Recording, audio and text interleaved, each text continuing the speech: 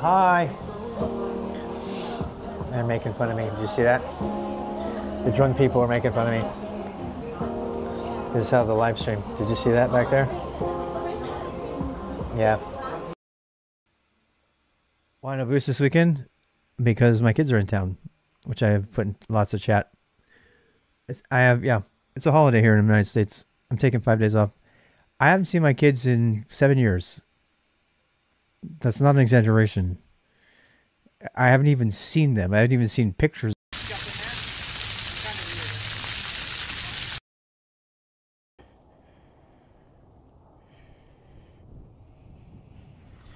A little breezy today. A little chilly. Put the gloves on. See if we can get done before it gets dark and cold. But I got my Nano Pup on today. Sorry, Nano Air. So we should be fine. Should be being the operative word. Gosh dang it. And make some adjustments. This is going to be hard. I actually need to cut the finger out of this glove if I'm going to do this. Because I can't operate my phone for chat and stuff. So, how's that? A little bit better. Bellum, what's up?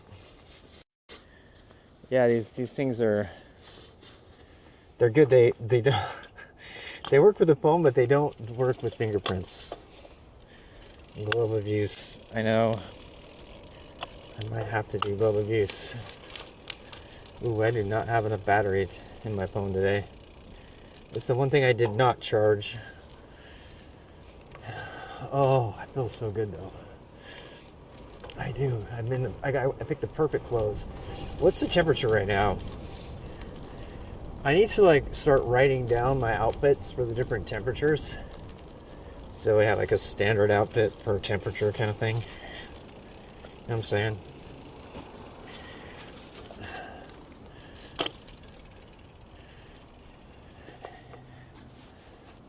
You don't have to think about it, you just look at the list, you know?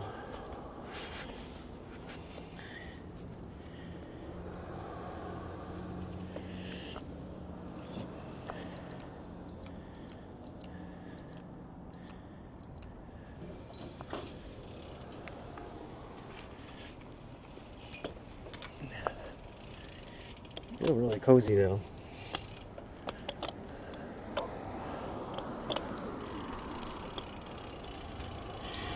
A lot of traffic right now. Rush hour traffic. E-bike traffic. All kinds of traffic. Sound and everything good?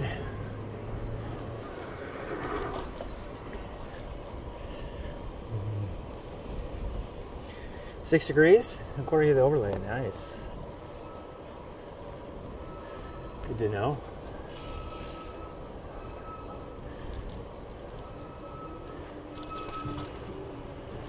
Checking my pressure. I'm a little low on my front tire yesterday. Probably could have gone a little faster. My ears are a little cold, I'm not gonna lie. But probably be fine.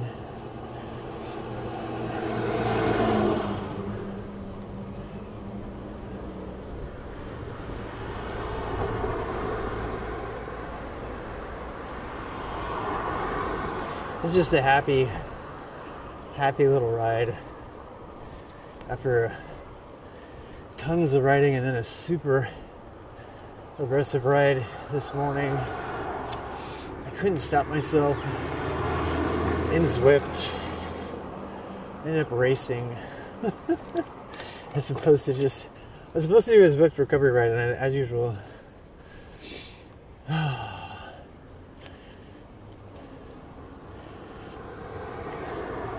I don't know why I do that, I just do.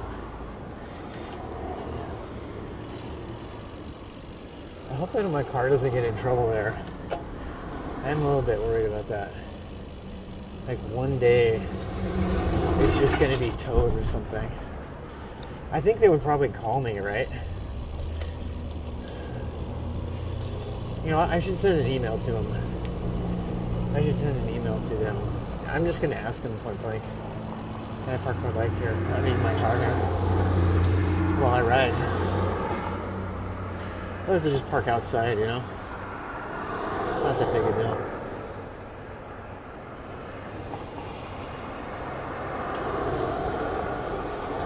I am gonna not start my Garmin until we get to the starting part, because I kind of want to time myself on the loop every day.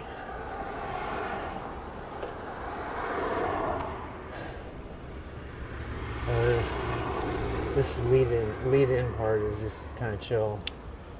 Just getting warmed up.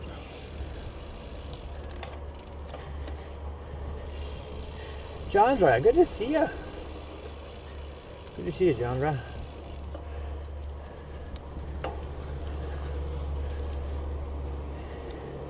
Minus 11C, holy cow. Holy cow. And I thought it was cold air. It's at least clear though. You know what? I would rather have it be clear and cold instead of warm and rainy. Especially when it's just like, you know, when it's like right above freezing rain. That is the worst, man. That's the hardest to ride in anyway, I should say. My eyes are tearing up a little bit today. I haven't had that since Utah. When I used to bike in Utah in the winter.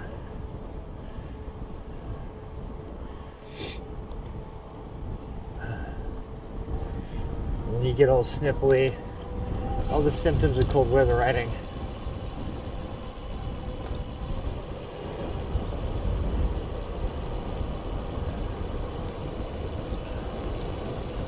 The crazy thing is the cemetery is on our right every day now.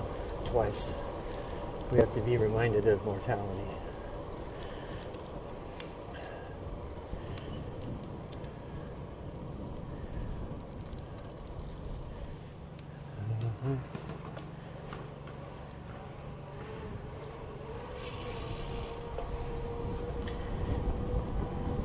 Show me your driveway? Hey, shoulder. Ads, sorry. Ads are a thing, unfortunately.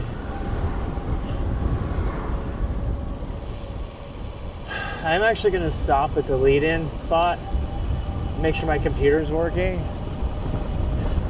Yesterday my computer was not working and I did not get Garmin credit for the second loop, which I had to put it into Strava by hand. Thank God I had visual proof. I posted, I mean, God forbid you like put a manual thing into Strava and not actually, you know, it's really sus. South Prong, Rocket River Greenway, my new home away from home. Here's the pump house, they call it. All right, so here's ready, set, go spot. Helmets are required at pain of death. All right. Ready and... Wait, what? Garmin turned up. Okay. Connected. Yeah. I'm trying to get it to do its thing. Trying to, anyway. Navigation, training, history, weather. I don't need any of that. I just want to ride. Oh, here we go. Ride, ready to go. What is that? So is it on? Okay, so live track on. All right, here we go. The IT person can figure out how to use his bike computer. Oh no, we're wasting time. I gotta go faster.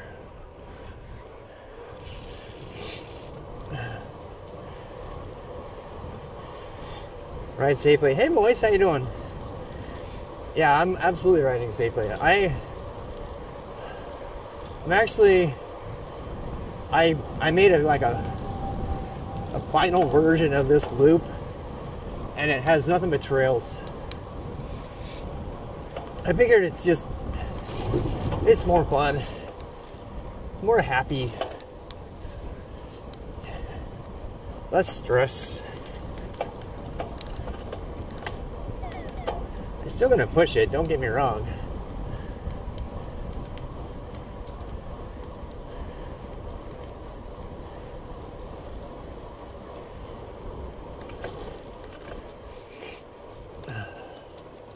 Sniffle, sniffle.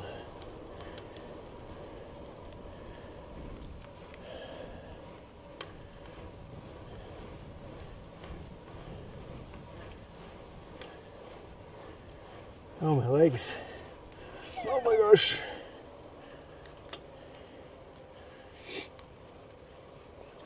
How about that? How about that little kid yesterday? Totally smoked me after I rode 68 kilometers.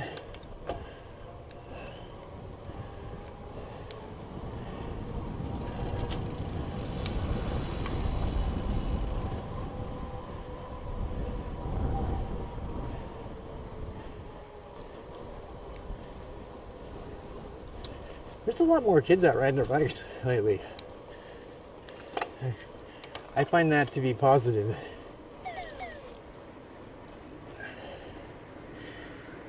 Still get hurt. Yeah, don't knock your teeth out. Get loud and clear.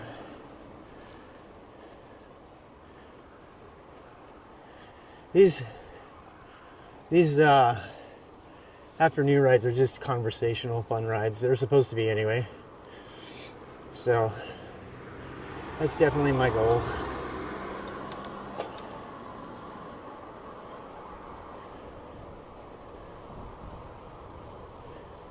Just get out and have a nice ride before the sun goes down.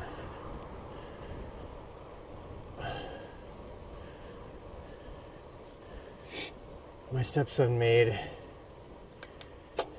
really great,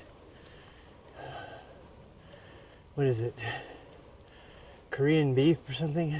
What's it called? It's just good. I forget the name of it though. Would you believe I'm dressed a little warm? I just have a nano pup on.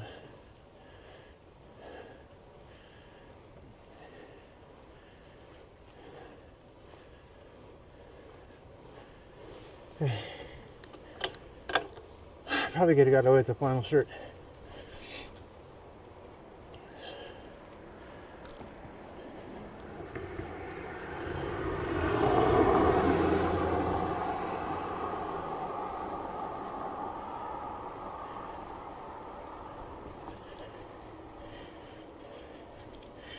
Bull cooking? No, I don't know.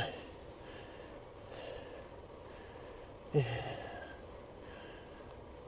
forget the name of it. I forgot. It was on the tip of my tongue. It's really good. It's like an Asian version of sort of potato goulash. Got big in a stir. It's got shredded beef. Oh, Japanese curry. That's what it's called. Japanese curry. Yeah, Japanese curry, beef, and potatoes, and rice. In fact, there's some waiting for me at home when I get back. It's so good. I'm going to say it again. Food tastes so amazing after you've been on a ride like this. Yeah, Japanese curry. I suppose as opposed to regular curry.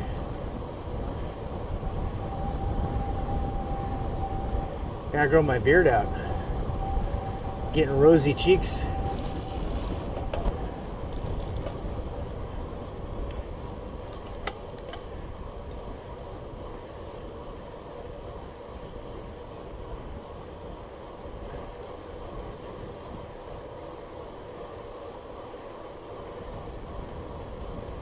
Let the riding begin.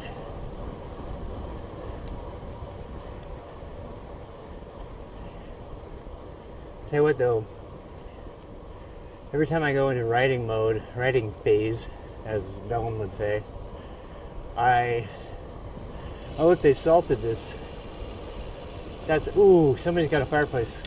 It smells good. This is how people in this state salt their roads. Anybody who's in a real snow state will kind of snicker. This is how they salt the road. They like put saline solution on the road like this. This message brought to you by Amazon. Our Viking overlords.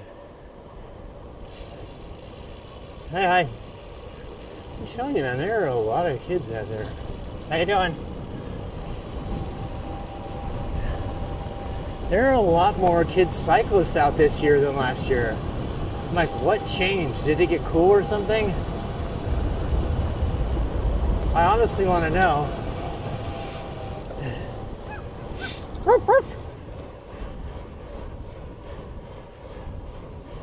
It's another reason I like this tour. It's got a lot of visual interest. So if somebody's on there trying trainer indoors, gives them something to look at. There's a beautiful dog.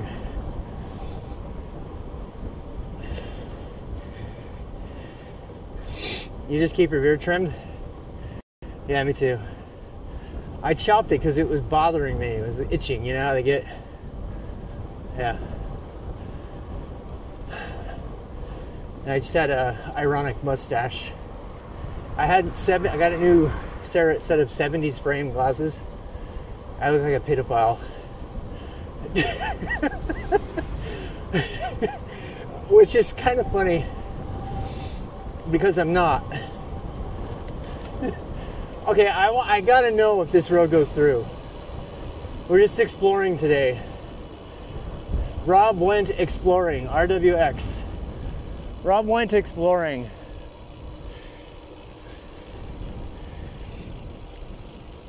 Oh yeah, they're so great. YouTuber, yeah. Here's a brand new.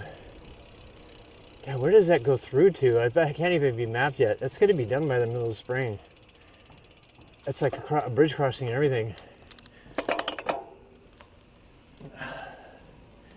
Yeah, this bike is brand new. Yesterday was new bike day. Today is, can I survive the winter again? It's just not winter. This is North Carolina winter. My friend was asking me, like, I said, hey, you want to do this Mountains of Coast with me in October? And he's like, wait, isn't it cold? He's such a wimp. I love him so much, but he's such a wimp. He's a rich wimp. When he goes places, he has like a valet and people take care of him. Mike, if you're watching, I love you, dude. He also doesn't do anything on the computer hardly ever. Like, literally nothing.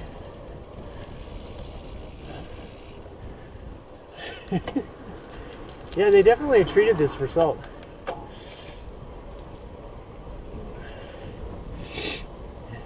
What? A pedal file? What is that? Get it? Oh my god, that was hilarious. I am a person who loves pedals. Oh my god. I'm gonna put that on a shirt. Is that inappropriate? That's gonna be my new merch. Pedal file.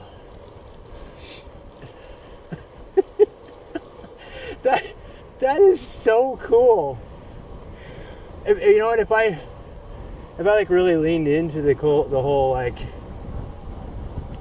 70s aviators and the mustache, which I totally had. I was totally rocking that when I was a kid. Big old thick glasses.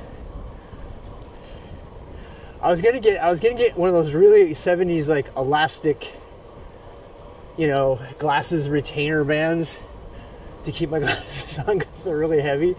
I don't think they did the thing I paid for. I paid like $100 for them to make the lenses thin, but they're not even nearly as thin as the ones on these glasses. They kind of fall off because I'm blind. looking for other pedophiles. It's funny, except for there's going to be somebody who was abused is like, why are you making fun of such an important thing? You know what I mean? Somebody's going to like come at me and cancel me for making that joke. You know?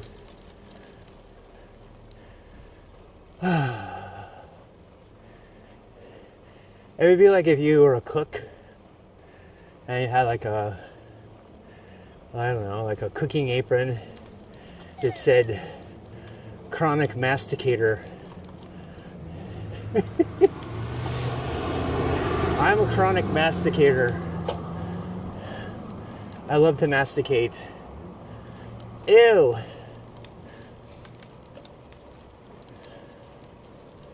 Chronic masticator. Addicted to mastication.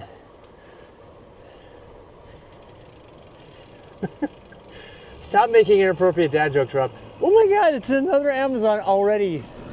Like 2 in 5 minutes.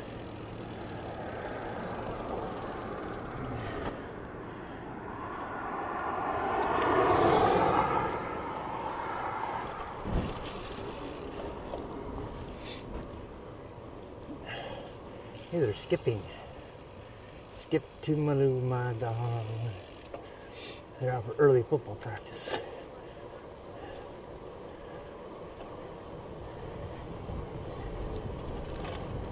Uh-oh. Paramedics.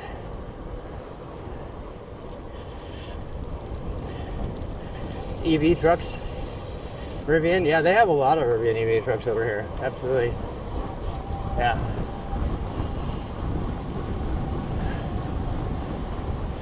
Hi.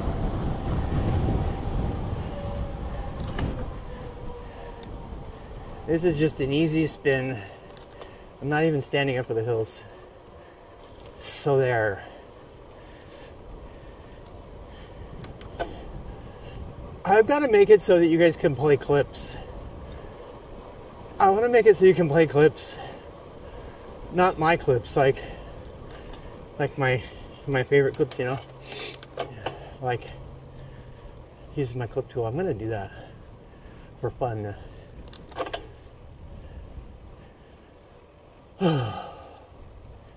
What a glorious day it is. Absolutely glorious.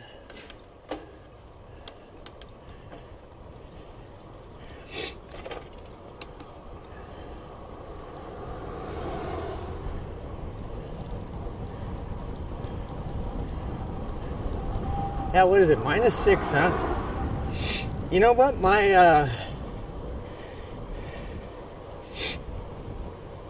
Oh my god.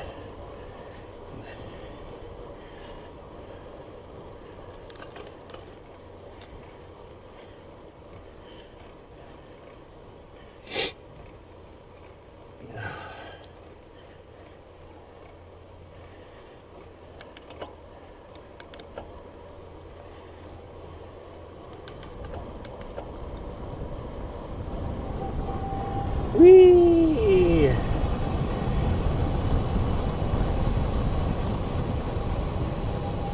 You know, if I go nice and long and easy, I think I could probably get 2 loops in during the summer before the sun goes down. You know, I might do that. How's it sound? Sound 5x5?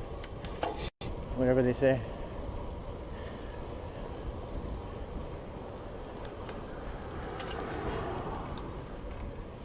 Testing 1, 2. I'm in the wrong gear. I'm crossed over, pretty stretchy. Don't judge me.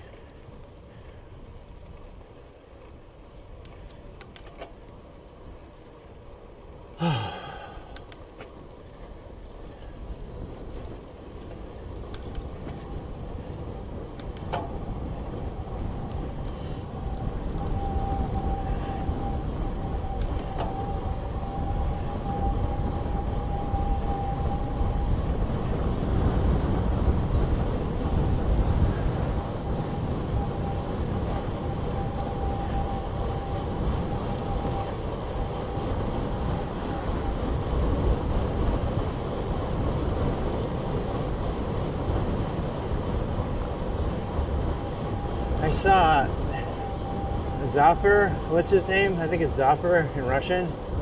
The guy is like biking around in minus 11 degrees in St. Petersburg, Russia. And I think he's living out of his tent. It's insane. The dude is insane, man. So extreme. He pretty much lives on his bike. He has for years.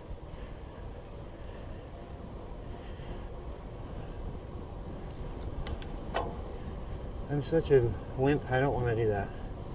I just want to be healthy and get outside. I already told myself I wasn't going to stand up. Did I mean it though?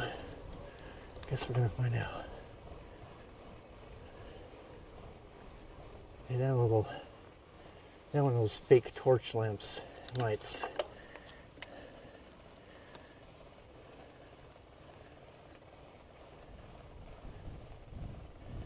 This is how fast I am when I don't stand up. Pedal file. Pedal file.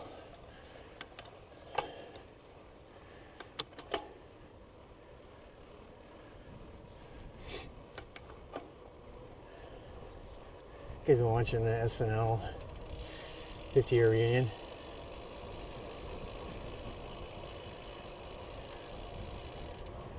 It's crazy.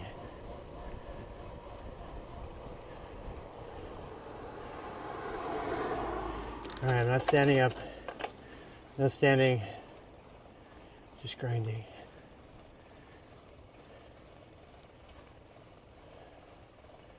It does hurt. You gotta sit up, stand up every once in a while because your ass hurts. I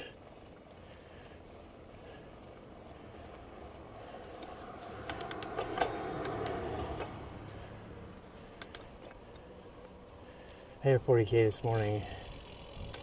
Oh no, take it back. 24K? It was the Zwift B race group. The Muckle Yin. Super pretty. God, I really want to stand. Okay, I give up. I'm standing. It just feels nice.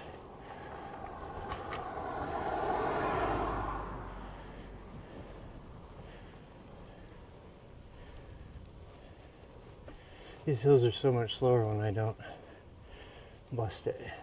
I don't attack them. What did the hill ever do to you? Why would you attack it? Chipmunks. Bill Murray hosted the news. Yeah. He hasn't done that in 40 years.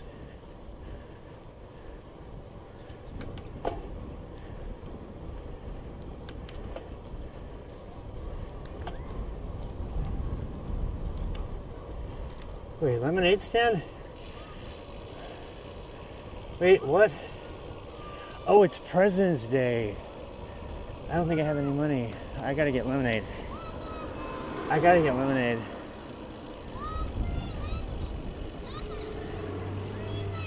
It's free? It's free. How can I resist lemonade? Is it really free? Yeah, someone gave us money and passed it on. Oh my gosh. And everyone who we give it to just gives us $1 to pass it on. So thank Oh, oh, that's so nice. Thank you so much for taking it. I love it when you guys come out here. I see you all the time. Are you the same people who come out here? You have a President's Day costume on. And she's Abraham Lincoln. Can I take a picture of you? Yeah, with the President's Day costume? Peep chink. Okay, there you go. I got a picture. I took a picture. All right, give me a quote. What did that person say? How about this? When were they president? I don't even know. They were president. They were the 16th president. The 16th president. And he was married to Mary. He was. Do you know the story about Mary? And. Yeah. And.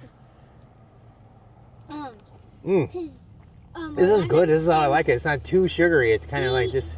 When he was one of his two sons, 11 and 3, Yeah. died. Oh yeah. And That's very sad. and the other one didn't like his mother. Oh, that's a little bit too much for me though. Do you still want a quote? I do. Okay. You have a quote? It is President's Day after all, right? 4 score. Uh-huh. And 7 years ago. And 7 years ago, something happened.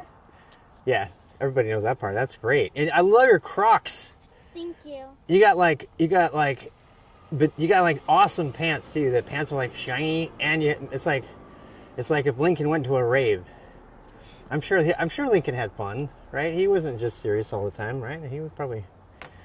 It's fantastic. You guys, thank you so much for the lemonade. You're welcome. Have a nice day. My name is Rob. I'll see you later. For sure. I'm here all the time, so. Well, that was fun. And unexpected. When he was at the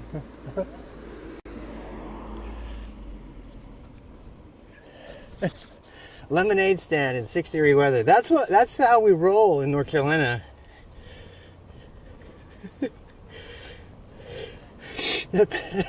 I know. Did I jinx it? Did I jinx it by making all those jokes about the pedal file? And all of a sudden, oh, so inappropriate. So inappropriate. I don't know, I'm cursed with the inappropriateness. Wow, there's lots of traffic. This is like end of the day work traffic. Yep. Don't have to go far. But we do have to cross. Stop it, Pixel. Today's President's Day. Some people have it off. Kids don't go to school. Yeah. So, you know what? That's how come there's so many kids on their bikes out. Because yesterday was the weekend. Today they got the day off. All these kids planning these like huge bike adventures, probably. I would. If I had the whole day off. Heck yeah, especially this day. Notice I said heck there. I tell you what, you want me to clean up my act? Put me around children. I'm not even kidding. You put me in the presence of children, I'll immediately clean my act up. It's just natural, it's just built in.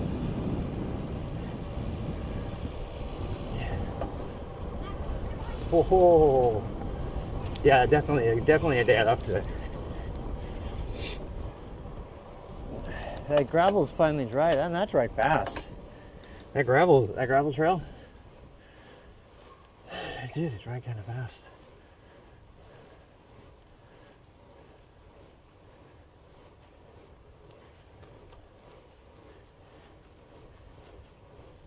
I get home before it gets dark. Pretty sure we will. It should be about 90 minutes.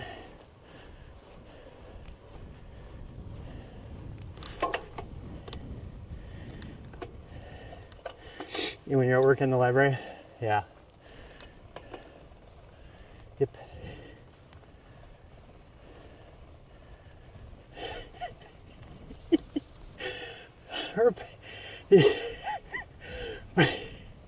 From like the knees up, she was Lincoln.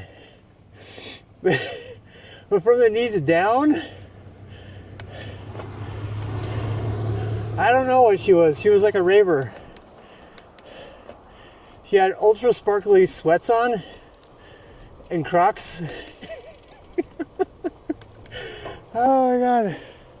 See, that's why I come out here. They get random encounters like that. That's gonna make me smile all week, remembering that.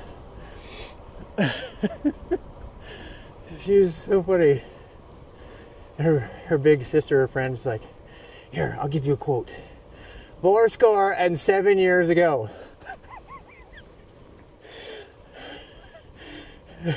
That's it. That's all I got. Oh, God. American education system. We'll give him President's Day off. Hey, look, I couldn't have told her it was the 14th president. I don't remember. So I'll give her that. I didn't dare ask her, what's the most important thing Lincoln did? He would have said something like, granted states' rights. Defeated states' rights. That's what she would have said. Yeah, I don't want to make it political, but one of the first political conversations I ever got in North Carolina was about slavery. I was at church, actually, and this really, really sweet guy said, well, you know, he was one of these well, you know guys, right? He was always like, well, you know, because he's the 16th. He's the 16th and not the 14th? So she didn't even get that right? Oh, God. I mean, seriously, you think their mom and dad would at least teach him about presidents on President's Day before sending him out to be eliminated. Oh, no, I never forgot. Their nanny, I should say nanny, in that neighborhood.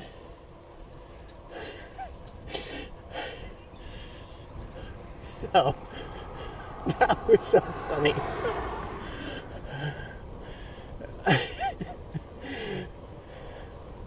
Well, yeah, this guy, I was like, yeah, it's been so much fun learning about, I think that's what triggered the political conversation, is I said, yeah, on the way up here, we stopped at Vicksburg, I think Georgia, or Atlanta, Georgia or something. No, it was Vicksburg.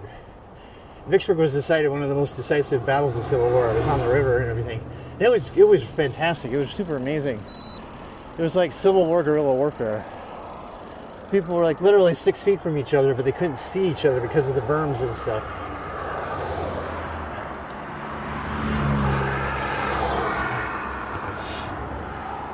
And out of nowhere he said, well, you know, the Civil War was about states' rights, right? Just like that. That's what he said. And I was like, no, it wasn't. I didn't say that, though. I wanted to say that. It was about human rights. And, I mean, that's what I should have said, but I guarantee you, if I had said that, I don't care how nice he is, he would have started throwing down. If I had said it wasn't about states' rights, it was about human rights, and I was blown away. I was blown away at the level of, like, totally polite, gentle racism. I was like, I mean, it was about states' rights, but it was about the states' rights to beat other human beings if they didn't do what they said, because they owned them. That was the state right that they were saying that they should have. So, you know, no, seriously, like, several of the sites, including Black Farm Road, which is named after the family Black, not black, you know, slaves. There are several places on this route where we ride almost through plantations, where they used to have plantations. And I'm not bagging on America by talking about American history, everybody. You know, I'm not. I don't, that is not, people call that whitewashing, or whatever, they call it, like, they say it's anti-American to talk about American history in the negative by talking about what happened. And I'm like, no, that's the most patriotic thing you can do, is remember the mistakes America made so that it can get better. So we can make America great, truly great again, by not repeating our mistakes. That's not a political topic. That's just, you know, a human topic. Yeah, we're supposed to learn from it, not hide from it. Absolutely. Yeah, 48-day siege. It was amazing. Vicksburg was kind of like America's Vietnam. You know, I imagine it was like that. It was like really humid, apparently. I mean, they take you on the tour, and they show the lines. And because it was so steep, you could have one soldier literally 6 feet from another soldier, and they would, I mean, they could hear him, they could talk to him. It was pretty intense. We never want to repeat that. No, we don't. Well, we also don't want to perpetuate the idea that it's okay to rape another human being because you own them. Which happened. And you know what? That is not political to state the facts of American history. They never actually did. Yes, they did. What are you, the Holocaust denier too? Oh boy. I saw someone last it was an actor, and her last name is Negra, Neggra, and I was like, wow, what's the story with that name? You know, because you know how, like, actually it's Agents of S.H.I.E.L.D. I've been watching. It smells like dog shit. I mean horse shit, randomly for some reason. So it's like, yeah, I'm like on season 2 of Agents of S.H.I.E.L.D. It was like 7 seasons. And, I mean, it's not horrible. Not really good, but it's not horrible. Anyway. And Raina, who's one of the, they call her Flowers, she's this kind of, you know, lawful, neutral seductress. Anyway, that's the actress who plays her. And so this Sif from Asgard, right? Sif from Asgard comes down and she's trying to understand everything. She loses all her memory. And she's like, I am son of Cole. Because he's Cole's son, get it? Coulson, so they became son of Cole. And it just makes you wonder, like, my name is Murstein, which is millstone. Millstone, you know. So there's a story there, right, somewhere. Somebody in my ancestry ground flour or something in Switzerland, Sweden. Maybe they made millstones. Maybe they were a carver of millstones. I don't know. Son of Mill. American exceptionalism. Yeah. So, anyway. It was just, it's because then every once in a while you'll see somebody, it's like the origin of curse words, right? Oh my God. I could go down a rabbit hole with that. It would be inappropriate. There's a documentary about where cuss words come from, hosted by Nicolas Cage. It's absolutely hilarious. I think it's Netflix though. Probably not worth it, whatever, $40 a month that Netflix charges now or whatever.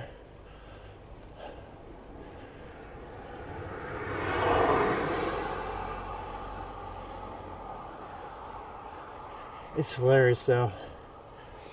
I can't talk about it because it's all swear words.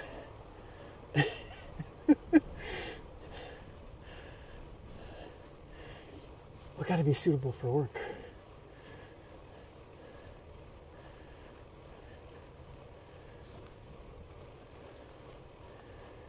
Well, you need to I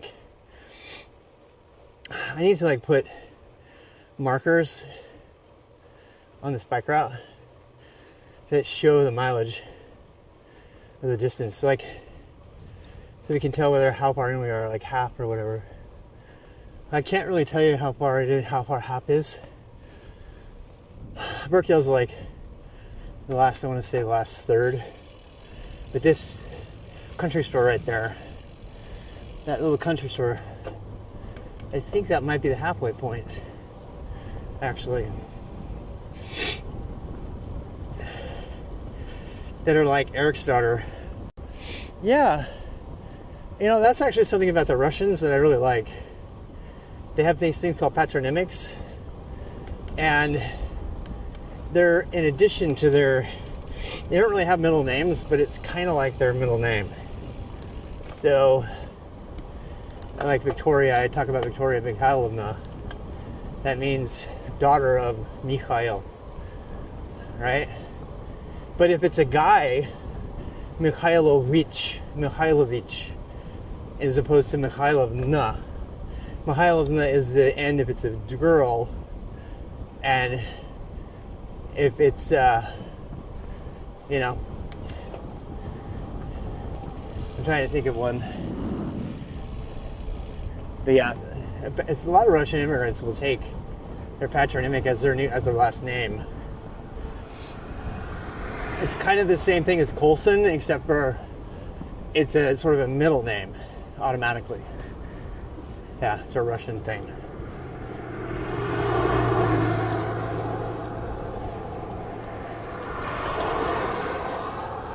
Boy, this is a recovery ride if I've ever had one. Recovery pace anyway. I'm like talking away, just turning the pedals. I'm happy though. One surefire way to make yourself happy. Go outside, sweat a little bit.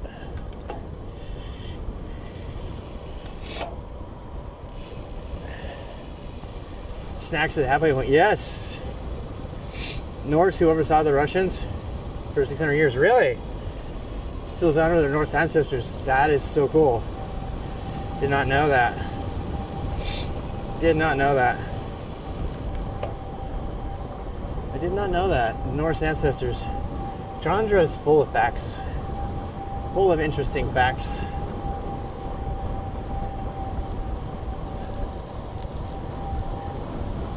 Okay, this is a little chilly. I'm getting a little speed here. 44K to be precise.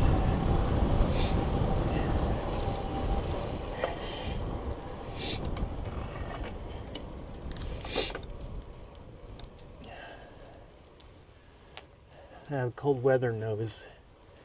Sniffles. Is that one of the new Subarus? I think it is. I think that's one of the 2025. They haven't released it yet, have they? The 2025 Outback. It's absolutely hideous. I don't think that's it. Pretty damn close. God, it's so quiet.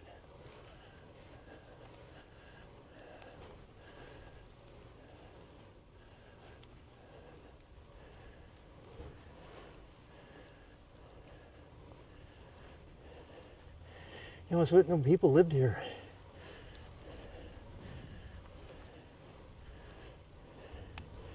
That is something interesting about houses, right? They insulate us from each other. If this was like, I don't know, like an Indian tribe, actually it would probably be really quiet too, because it's cold. So everybody would be, when it warms up though, everybody comes out. They're all social.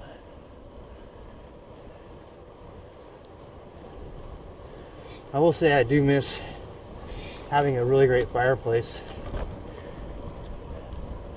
This is perfect camping weather right here. Sit in front of that fire.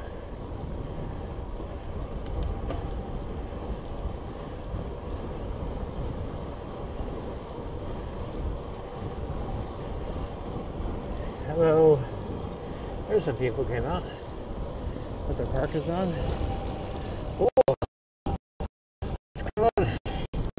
My bet is President's Day. A bunch of parents brought their kids here on President's Day. That's my bet.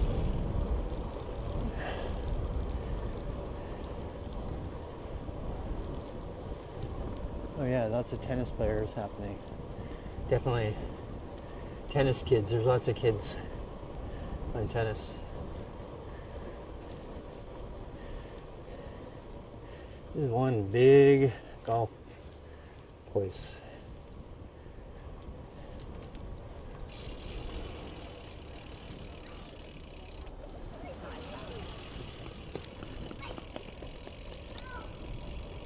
We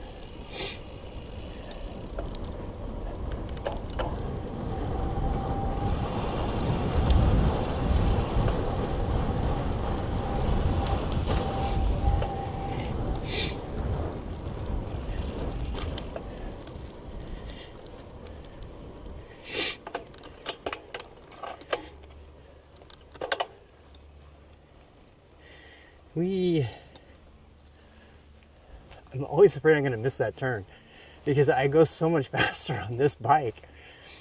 If I ever miss that turn, that little tiny niche, if I ever missed it, I'd hit right into the fence. It's kind of challenging. It's a little bit of mountain biking other than the other stuff.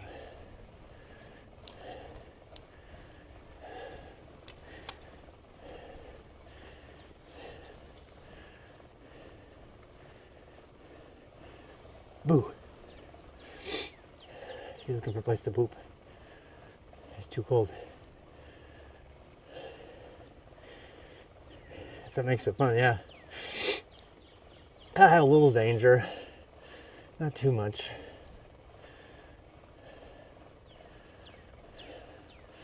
You got their golf cart parked in the driveway.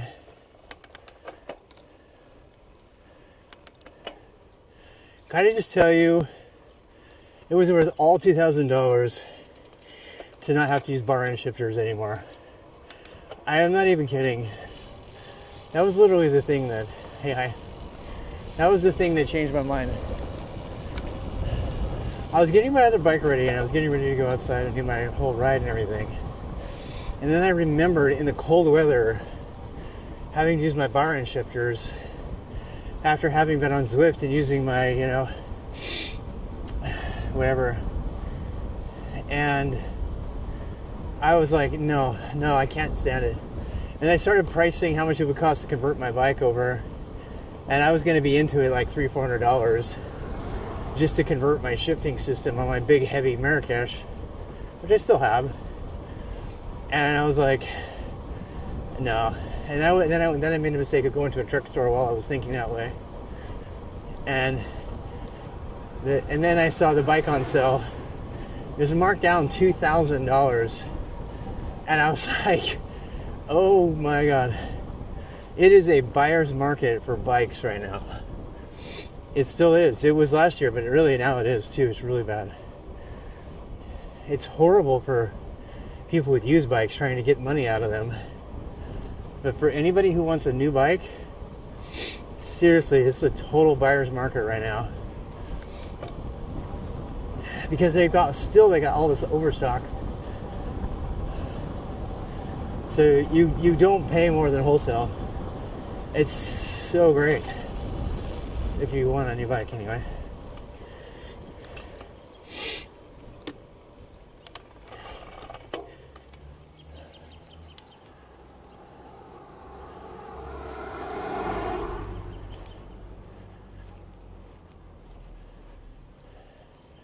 We need to give this little thing a name. Mur de quelque chose. Mur means wall. Mur de Farnborough.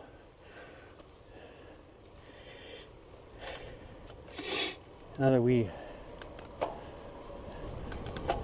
Up a hill, down a hill. Up a hill, down a hill.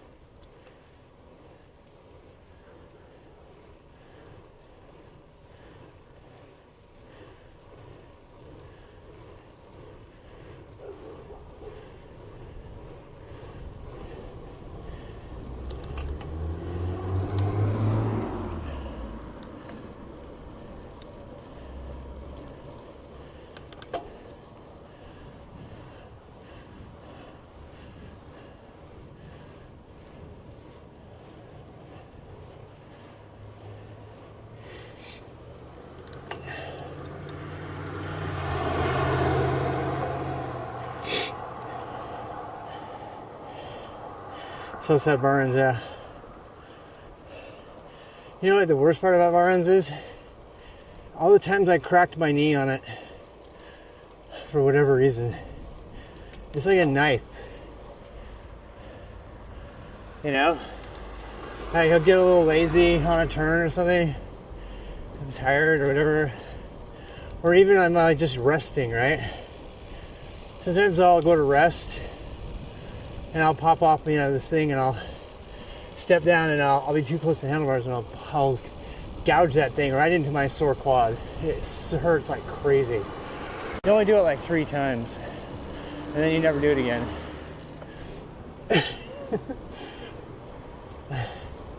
But it's the argument for bar ends is that you can maintain them anywhere. You can go to Marrakesh and find shifters that'll work, But I would argue that these days a good set of mechanical integrated shifting like I have right now is every bit as supportable, perhaps even more so. And because battery shifting is not, electronic shifting is not world compatible. Obviously, you would never go on some big adventure tour unless you're a tour divide rider like Lachlan Morton, whose electronic shifting died on him halfway in, and he had to jam a spare spoke in there to get his shifting to work at all, and he rode single speed the whole way. So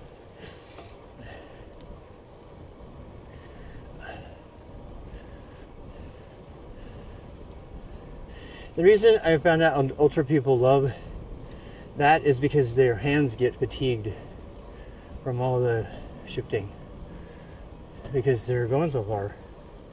And so the mechanical is even more fatigue on your fingers and your hands, especially when it's cold.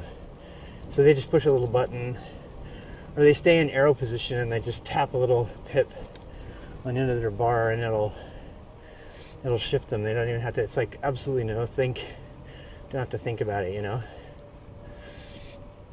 which, that works for them, because they're going hours and hours and hours.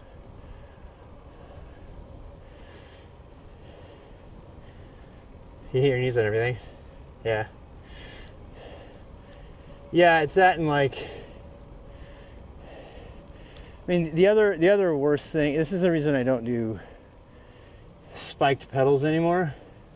I have totally made my shins into spaghetti, shredded spaghetti, just from those pedals with the super sharp little things that hold on to your bike shoes. Oh, I hate those things. You get off your bike to do some bike and hike, and you'll accidentally flip the pedal around, and you'll catch your shin, and then you'll do it again in 20 minutes. Get these off my bike. People would say, just don't do that. I'm like, I know. It's gonna snow, yeah. Yep. I do not plan on riding in the snow. Honestly, I don't plan on riding in the rain. If it rains, I'll ride. But I don't plan on it. I'm gonna continue my rain avoidance. I don't like it. So there. You can't make me.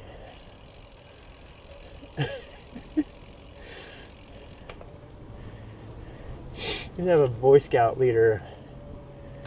He's kind of a dick, but anyway. And he used to always say, it's never rained on any camp I've ever been on. But what he really meant to say was, he never camped when he knew it was going to rain. He would never take kids out in the rain, no matter what. He would cancel a camp if it was going to rain.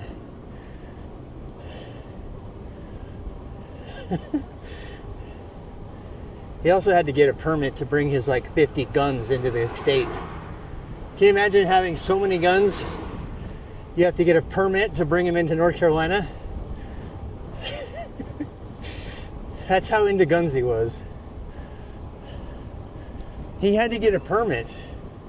To be fair, he would make pretty much every Eagle Scout project for a kid handing out gun locks and lockers to everybody because he believed in safety.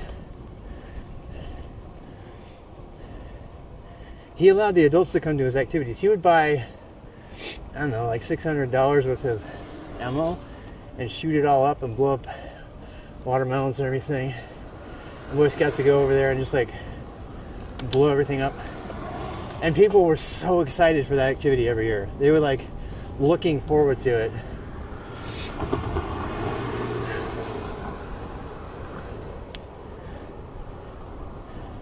Here's rush hour for you.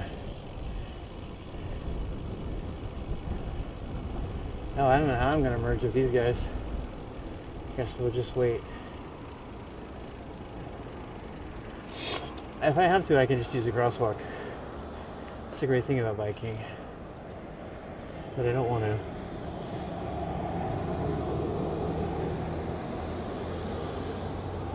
There's a break.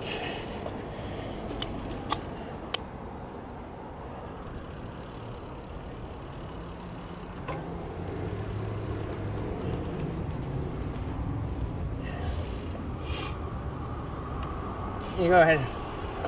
Thank you.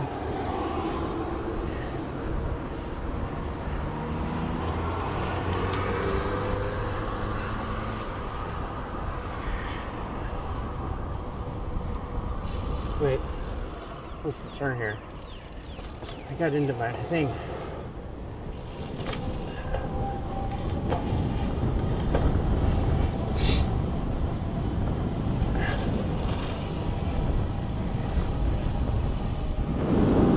I can't blow a snot rocket to save my life these days. I forgot how. Also, my nose got broke. Good job, Rob. Oh, shit!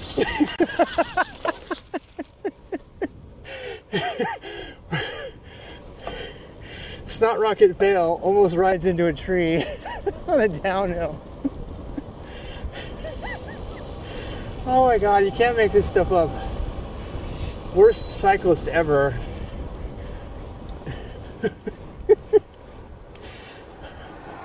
The snot rocket worked.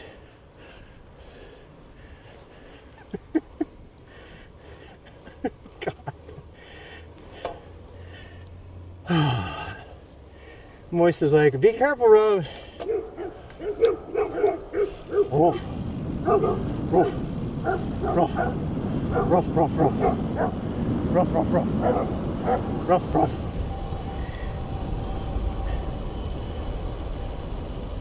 Gravel bike saved me. Can you imagine doing that on my 21mm bike? 21C tires? Yeah, I would not be here standing.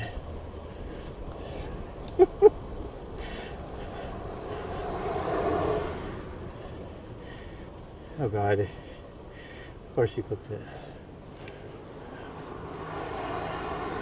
It's not rocket fail.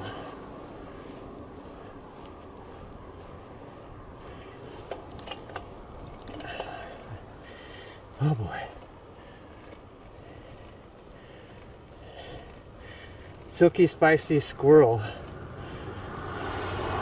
We gotta have it for posterity, yeah.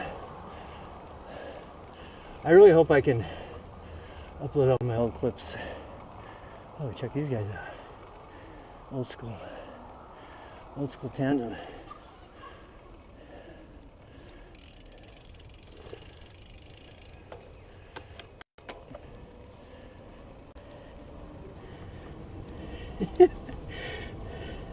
Silky spicy squirrel cheese.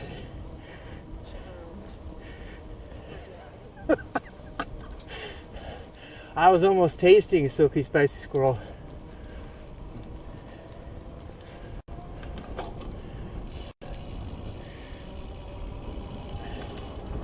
Gotta pay attention on this trail. Because people. A little cold back here. There's no frost on. I mean, it shouldn't be, but God, this thing is so snappy.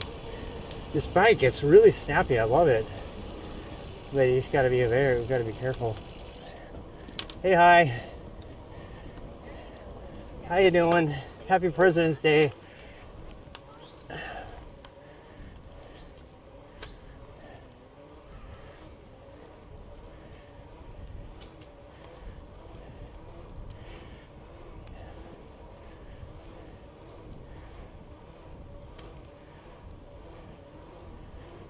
The sun's getting pretty low there.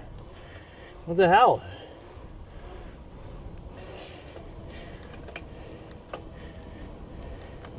I think a tandem bike would be hilariously fun.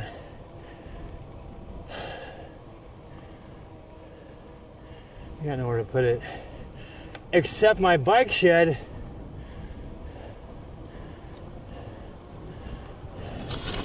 Right, gravel bike is worth it just for that one little part right there. I cannot do that on Nina.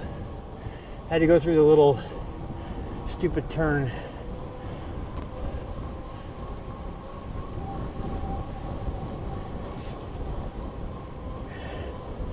Tandem would be so much fun. The problem with tandems is they're only fun when you have somebody to ride with, and the schedules never line up. I'd probably like go on 3 bike rides a year with it. And tandems are not cheap. They are not cheap. I'm gonna cheat here. Green, will he make it?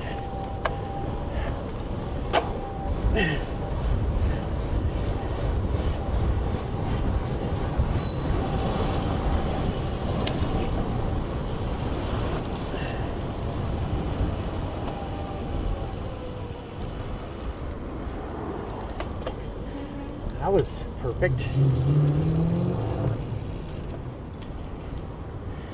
Tandem gravel bike, they have them. Yeah.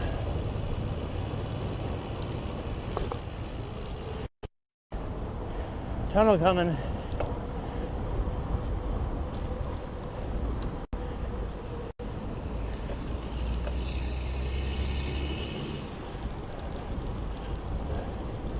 Try not to say anything stupid.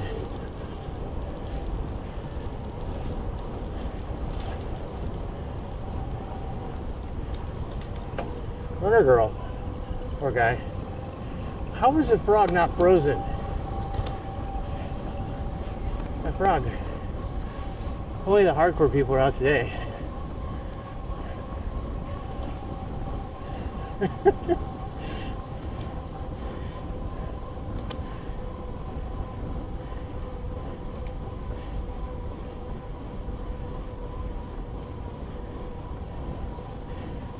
I won't lie, I love this trail. Especially since it's paved, which makes it not slippery. God, it must have taken him so long to make it.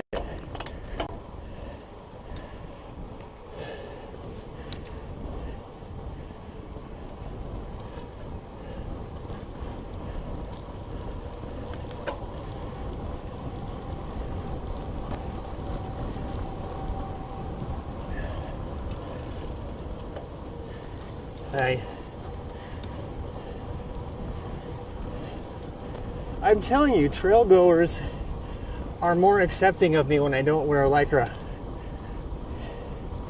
I just look like a grandpa trying to stay warm, which is exactly what I am, except for the grandpa part.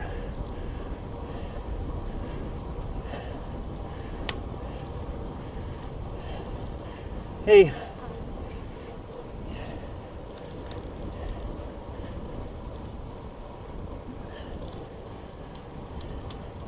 They're smoking something.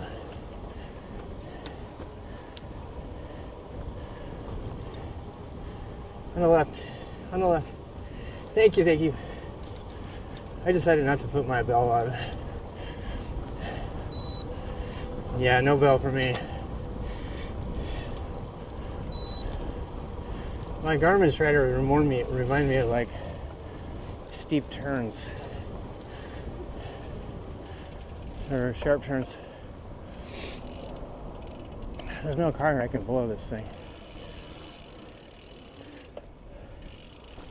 But it would be unwise.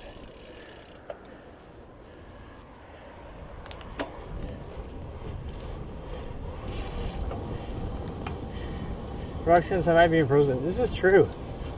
In Arizona and Tucson, they would come out of they would freeze over the winter, and then we'd have one monsoon thing, and the whole waterway was filled with frogs. It was crazy. they would like thaw.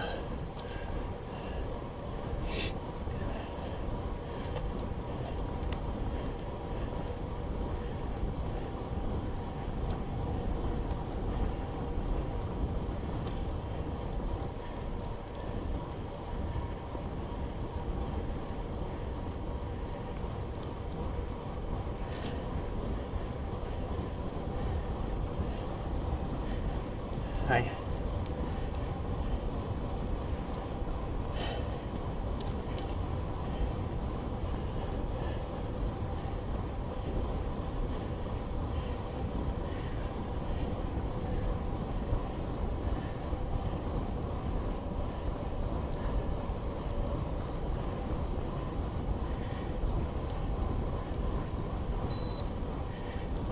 Hello, Matt.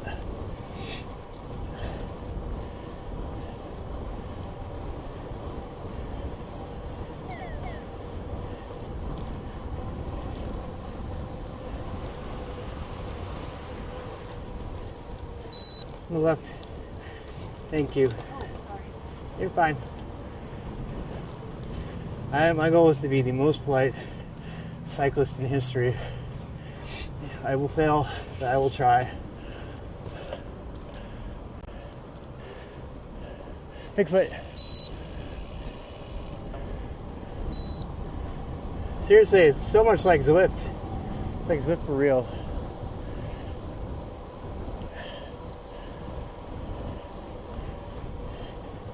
Except for the scenery changes. Over time it changes, you know. Hey, pup. Frog popsicle. Delicious.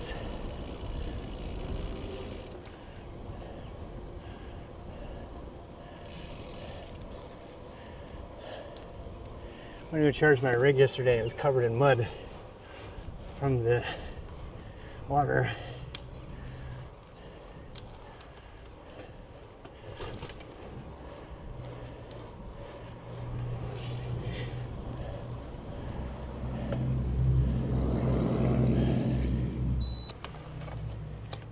Danger, traffic.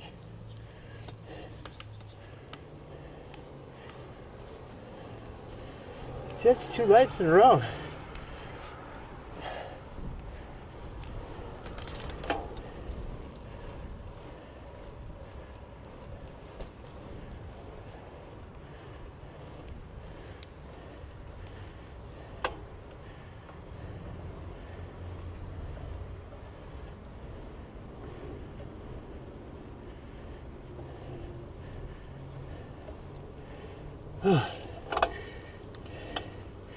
How you doing, Roy?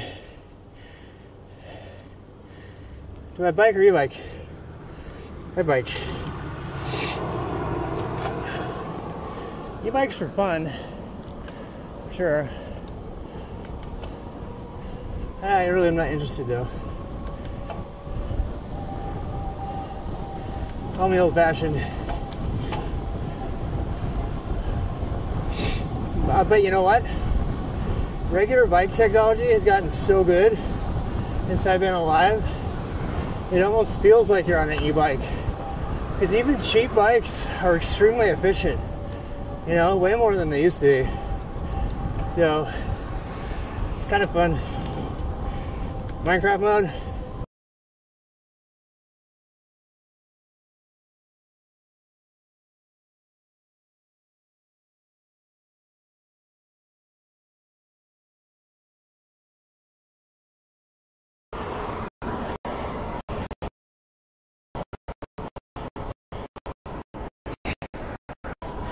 What do you mean, what is moving the camera? What do you mean by that, Mark? That's because I'm like off the pedals, pushing. Sorry if it annoys you. Back and forth. Researching the track. I mean, Matt, we were talking about electronic shifting earlier. I mean, I don't know. I wouldn't get it. That's just me.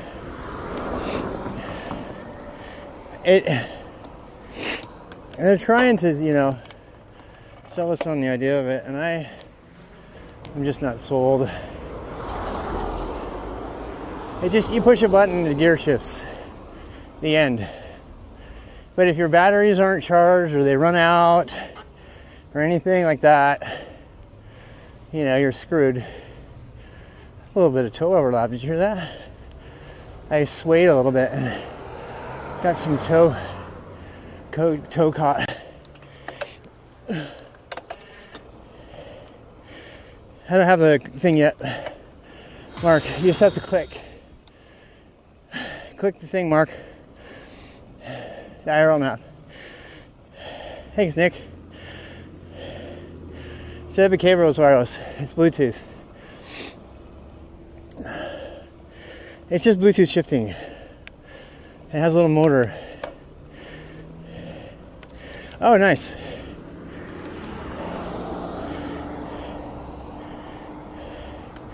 One where it still works. Nice. The camera moves from side to side really fast. That's because it's adjusting. The gimbal is adjusting. Yeah. As opposed to, I do have an Action 5 and an Action 4 I'm going to try instead of my Pocket 3. Haven't got to that yet. The camera's on my chest, yeah. I mean, believe it or not, this is one of the best cameras out there. I mean, the best camera streams. If you look at other people's live streams, you'll see. I'm gonna spend years working on this. So, some people don't like the gimbal, and some people love it. It really depends on what you're doing. Yeah. Oh, thanks, Matt. Yeah, so electronic shifting, I personally don't think it's worth it. If they ever to be honest, electronic shifting is still pretty new. It's not really matured. And they're coming up with stuff. Did you see they recently released, there's a patent from SRAM to make a new shifting system that's all mechanical. It doesn't have a derailleur. The derailleur's in the crank. And it's crazy. It's insane.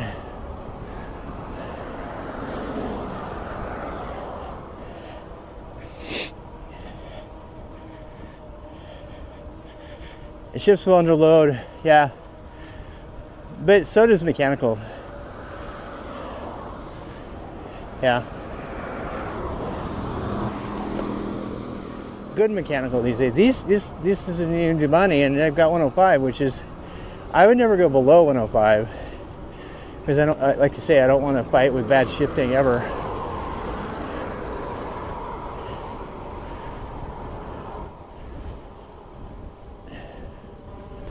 I should probably change the gimbal mode for these road rides. So this particular Pocket 3 has, I don't know if you care, but I'll talk about it anyway. It has 3 modes. It has active, which we have right now, which responds kind of erratically like you're seeing. But that's best for mountain biking, and I went mountain biking the other day, and even then it's not good enough, right? Because it doesn't respond fast enough to like a berm or whatever. For that you just need super wide angle. And you can't get super wide angle on the Pocket 3. There's like a physical lens you can put on, but it sucks.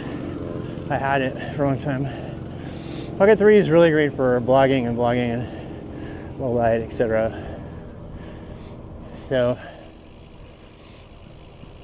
and the Pocket 3 also has 0 weather tolerance. You cannot get it wet. I've busted before. And but up until last year, you could only run a single mono DJI mic. This is how I get people to do things. You have to put your foot down or they won't do anything. I'll sit there and wait because they think they're gonna go. they just whistle at me.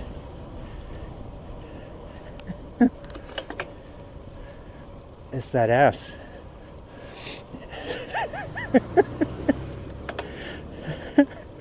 Hi, Coke. I'm always bragging about my ass to you guys. My wife grabbed my ass the other day and she went, whoa. Nothing makes an old man happier than having his wife grab his ass. You don't want to hear about my ass. I know.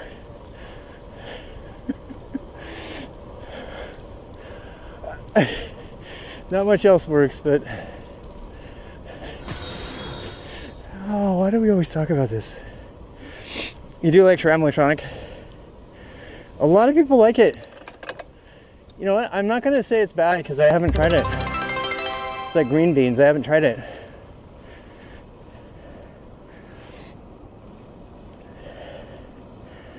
One of 5 is perfect sweet spot. I agree. Mark, you know what? Here's my take. I think it's for most cyclists, people want to get into cycling, that they should get the highest of the low end, which means, in my case, the Domani AL, 5 Gen 4, that's what I have, is literally the perfect sweet spot. It's alloy, so you don't pay the carbon price, but it's good alloy. It's aluminum, right? It is pretty stiff, I won't lie. It's got a carbon fork though, so, and but it's got 105 on it, right? So, and I've been following components for a long time, and 105 has really come up. I put Dura-Ace on my Paramount, my Schwinn Paramount. I built up from the hubs up back in 90 whatever. It is the golden hour. I'm gonna be riding home in the dark. Oh well, we'll be safe at least. I personally like the Domani over the Checkpoint because I don't want a full gravel bike. I don't need it. Does the Checkpoint come with a double in the front? Okay, so this is a fun debate we should have. We should have this conversation, okay? All road versus gravel.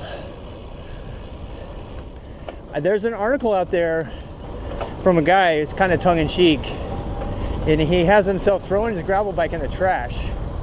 And he basically says, I wish I had known I could have just put thicker tires on my all-road endurance bike. If his whole entire point from the article, and I totally agree with it, is a lot of gravel riders are not gravel riders. They ride on paved surfaces 90% of the time, but they want the gravel bike because they want that. It's like people who buy Lexus SUVs. They like the idea that they could go out and, whatever, overland or whatever. I know, sun sets at 7 pretty soon.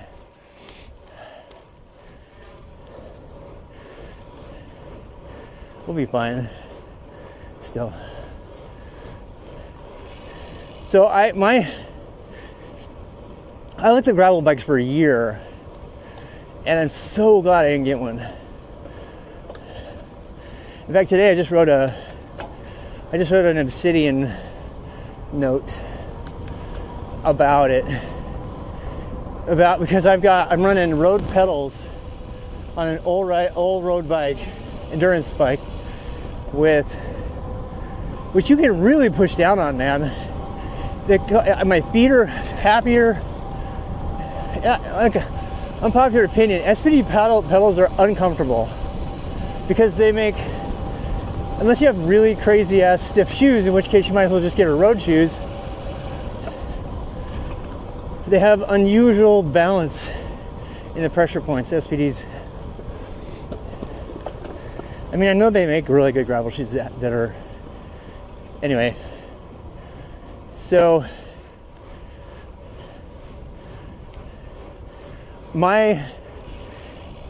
if I was going to summarize my riding style, it's all road with the occasional trail riding on my mountain bike, which has got 140 mil travel. It's an actual trail bike.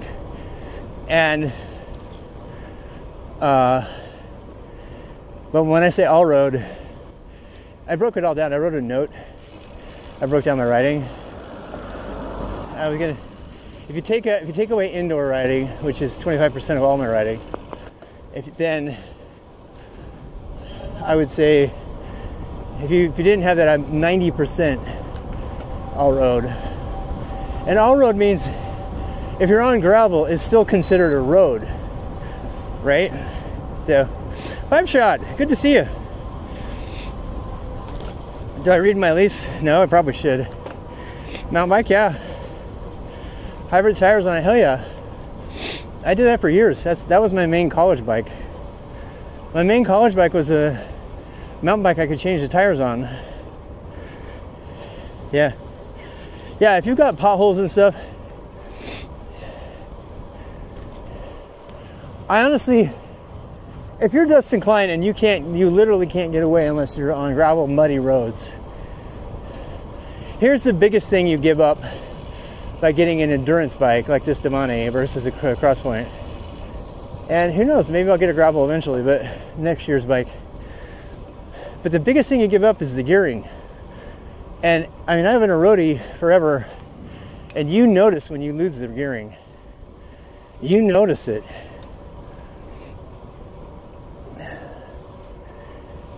You know, but a lot of people that would be fine. I don't know. This idea though, the only bike you need is a gravel bike with different tires on it, I don't agree with that at all. I mean, unless you're really casual and you just want to get around.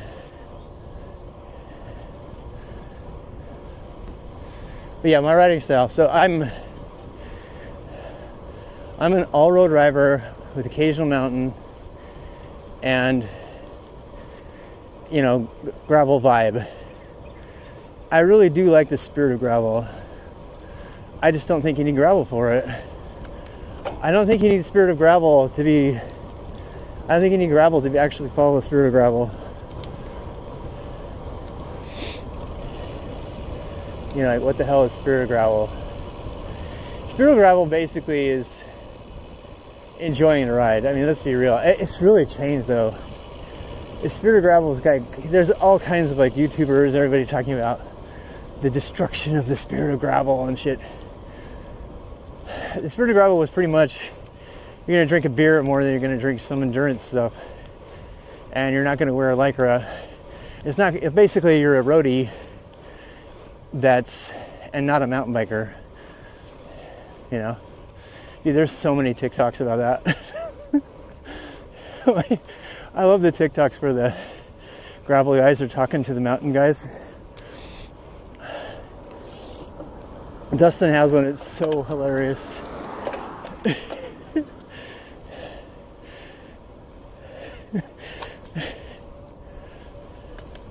I just want to ride my bike. I got into fixies a lot there for a while.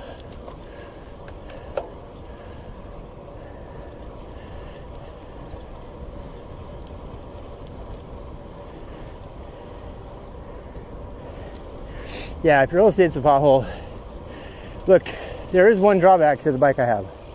I can't go bigger than 38. I also can't put fenders on this bike at 38. I have to drop down to 32 again.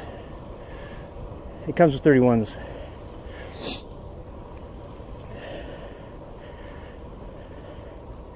Someone that has 8 bikes. Yeah.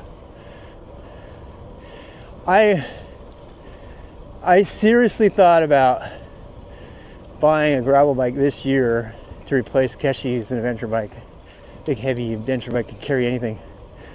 And I ended up getting 2 bikes. I was actually seriously looking at high performance cross country, you know, like was it the Pivot? God, what's the name of it? I was looking at a cross-country high-performance mountain bike, and I tell myself, well, I'll just do laps on the loop and stuff. Like today's a good day where it's good to have an all-road bike because you can't ride on the mud. You can't. There's no place to ride. The only place to ride is the road. No place to ride safely on the road is the suburb. So, you know. And yeah. But I mean, I got no judgment for whatever people want to do, you know. This bike, I'd be really curious to see what the geometry is on the Crosspoint versus this bike, because this bike does stretch me out more than Keshi, which is an adventure bike.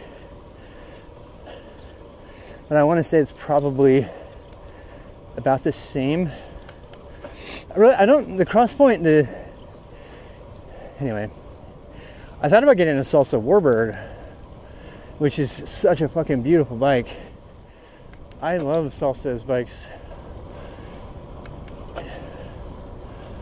But, you know, when it comes to road bikes, to be fair, Trek and Specialized have the longest history in America of making really high quality bikes that last. I had my Specialized LA Epic, which I bought used. I had it for like 25 years. And it was dialed in the whole time.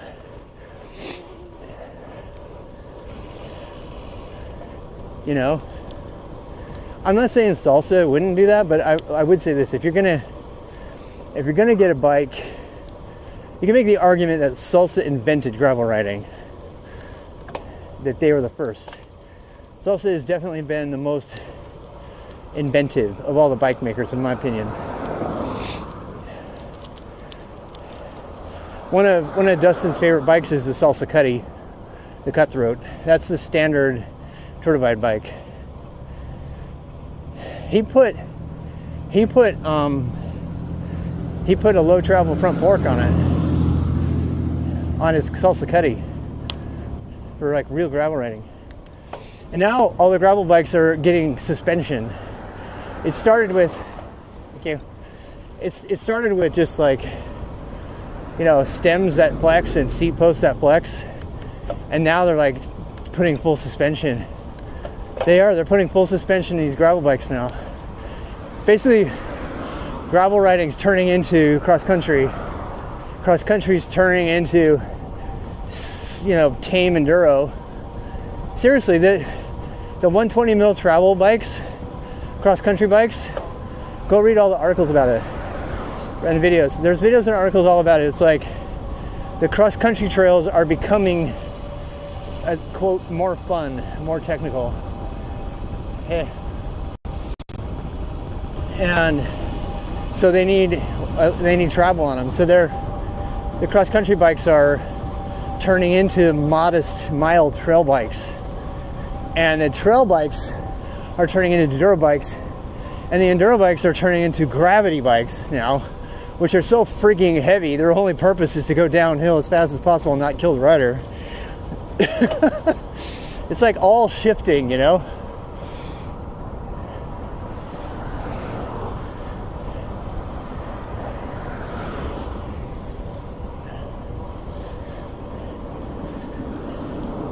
So that's what all-road is.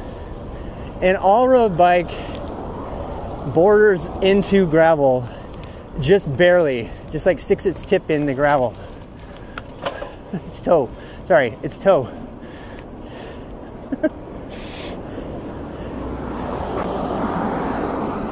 And that's the hardest decision when getting an all-road bike is what pedals to run. I swear, I talked about this yesterday. It is the hardest decision because, you know, but I'm so glad I went with road pedals. Canyon Grizzly for a while, yeah. Yeah, that would be a good one. Didn't they just redo Canyon? Oh, no, Cannondale. Cannondale just came out with a new bike. Not a new one, they restored an old one that they had. Yeah.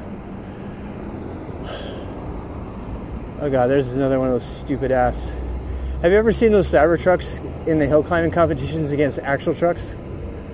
There's a TikTok of a guy going backwards in his 4x4 in a Hemi up the hill, and the Cybertruck couldn't even make it like the way. It was so funny.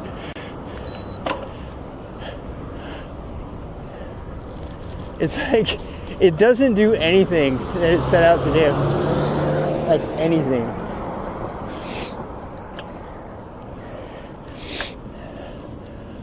Full disclosure, I will probably buy a gravel bike next year. Because every year I get a new bike. I've decided I'm too fucking old. I'm just gonna own it. It doesn't cost a lot of money. I'm gonna get a new high end or the low end. Every year I'm gonna get a new bike. I'm gonna donate the other one. And give it to charity, write off my taxes or whatever.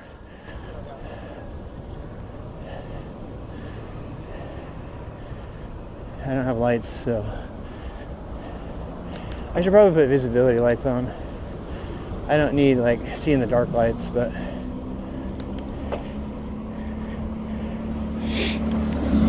I know it wants it to be a military vehicle. I know.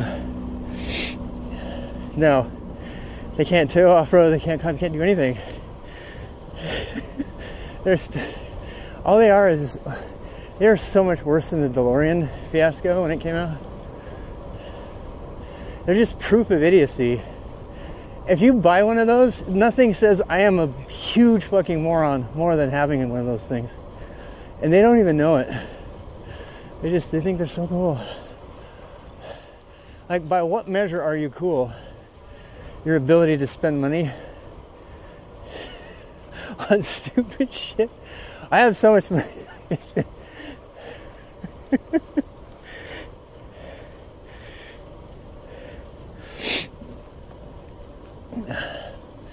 The gravel.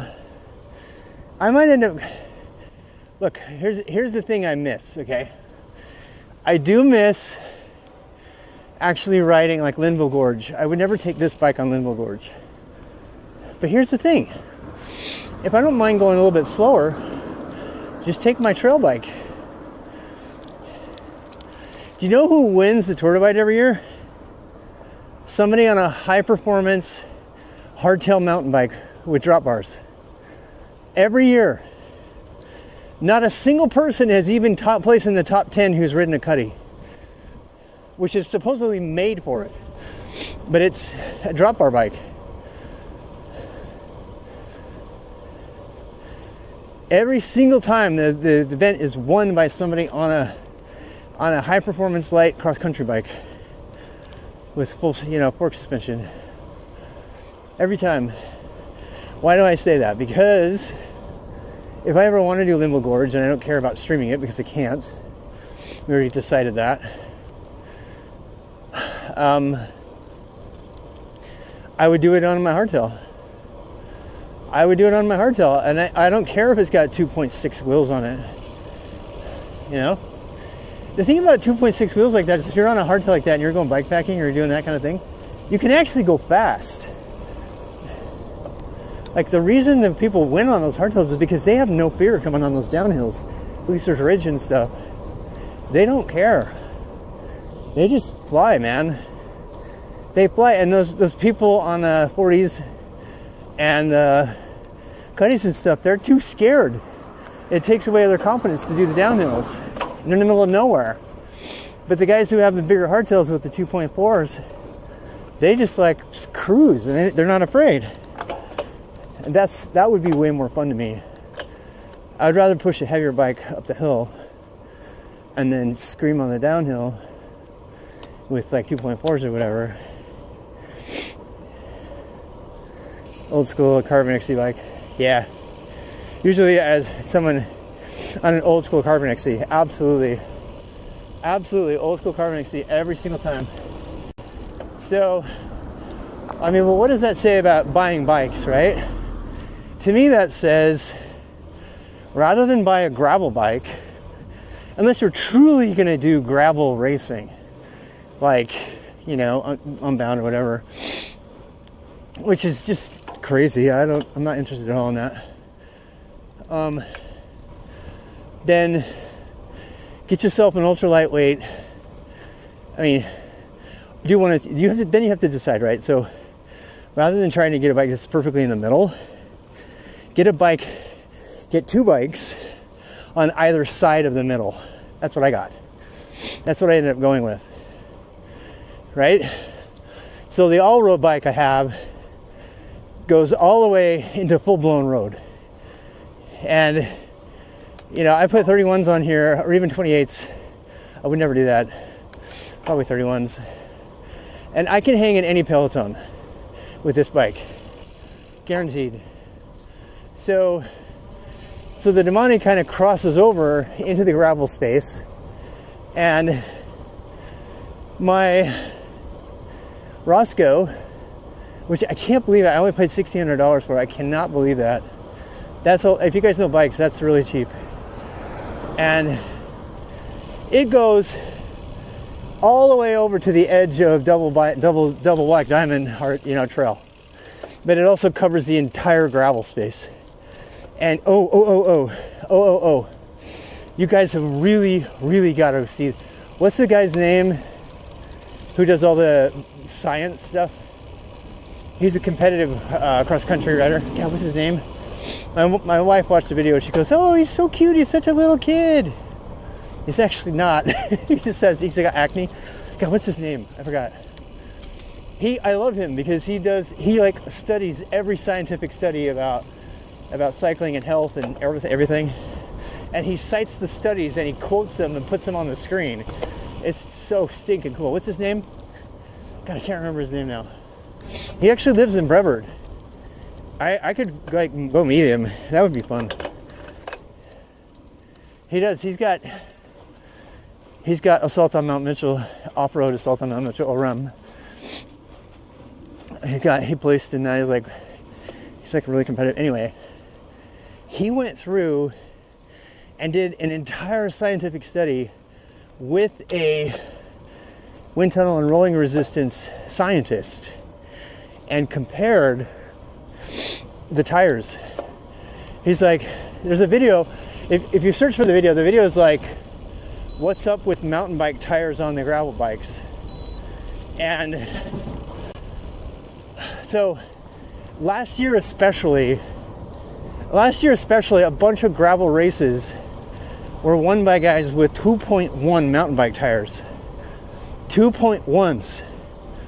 And so there's this among the pro elite gravel racers, they're putting 2.1 mountain bike tires on their gravel bikes. And as I was saying, that would be a reason to get a gravel bike. For me, actually, I did that. I put 2.2s on Keshi, and I took it on single track, and it was fine. Bottomed out a little bit because of the bottom bracket being so low, but you know. Anyway, this guy, they did a study, and it said that compared to the 40s are kind of shit because they don't. Basically, okay, as soon as you get any decent sized gravel at all, then the mountain bike tires blow everything else away because they just roll right over everything. But if there's any tarmac, the rolling resistance is insanely bad with those. So events like Unbound and gravel are,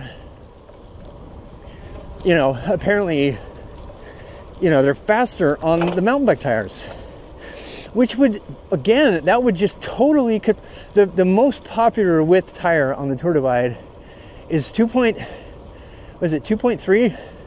2.4 Victoria Mescal. 50% of the field wore that exact same tire. They ran that same tire. And that would make sense. But I mean, that's like serious chunk. That's not like, I actually wonder what percentage of the Tour Divide, I should probably ask Chloe. What percentage of the Tour Divide? I'm going to ask her. Where's Chloe? Damn it, I screwed up. I have to take my glove off and unlock. We almost made it past sundown. Racing the light a little bit here. Still got to get across Catawba. That's a little bit traffic and I don't have visibility, so I might have to do the sidewalk over there.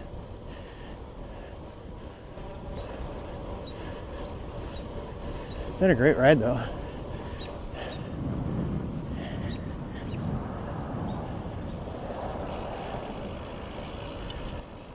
I'm gonna stop here for a sec.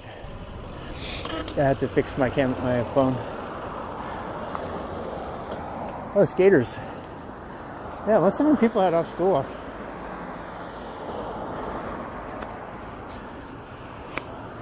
Damn it. These gloves are awesome, but these keep you so warm when your hands are cold. What? It's amazing.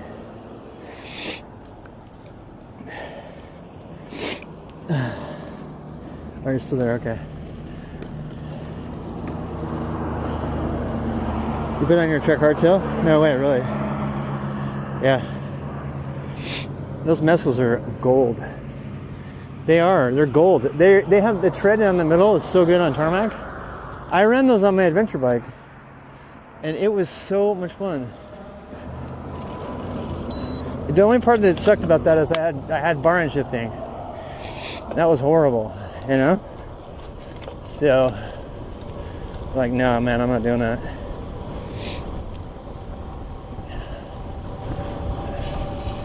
So anyway, the one thing, as I said, I can do less tire on my Roscoe and run either my quick rack, or I can get what are the ones everybody gets? What are they? Tail fin. I could run a tail fin rack on my hardtail, and I could do any gravel that I would ever want to do, and it would be more entertaining. You know, it would be way more fun. So I feel, if you were, again, am I going to be competitive in a gravel race with a Roscoe aluminum? No, but I'm going to be fast enough and nimble enough to have fun, you know. And I got 140 mil travel, so I can have tons of fun on the single track. The single track trails around here without, you know, going full squishy. I'm not interested in the squishies at all. I'm not. I thought about it for a while, but I'm really not now. It's not my type of riding. I'm a cross country rider. I really am. I think I could really get into gravel racing though. Just not now. I just don't. I see those guys like eating the guy's dirt in front of them. I'm like, this is not fun.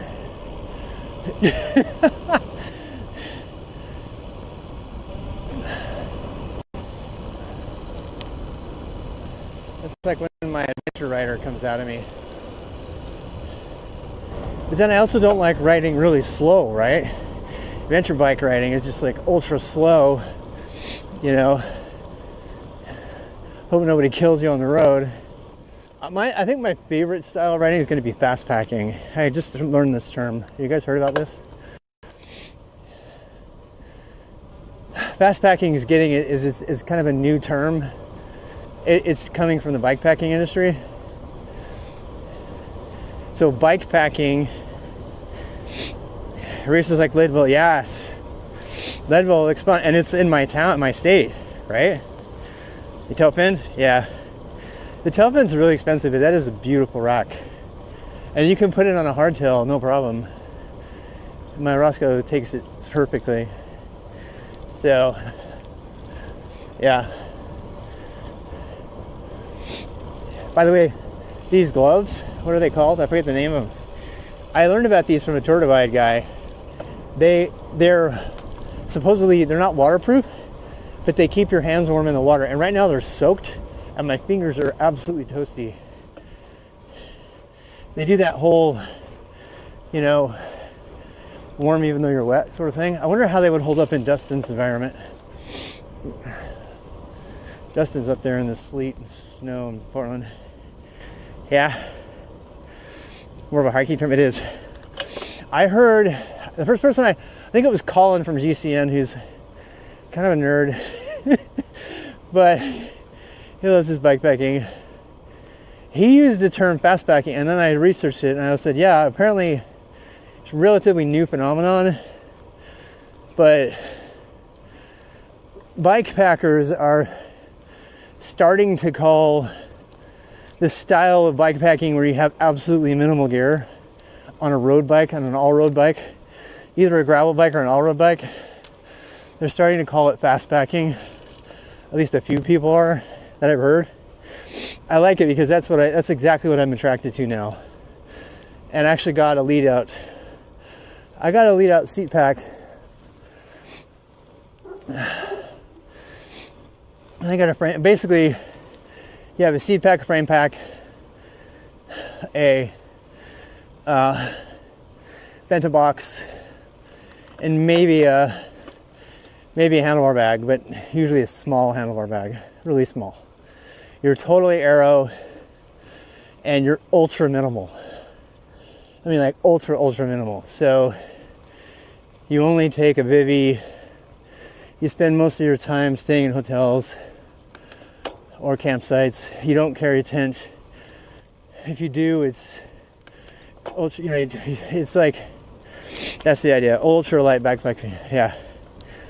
Fast packing, fast bike packing, or bike fast packing, or whatever you want to call it. Look at this clear cut, man. There's like, everybody's up in arms about this. Completely destroyed it, trail. Not a greenway anymore.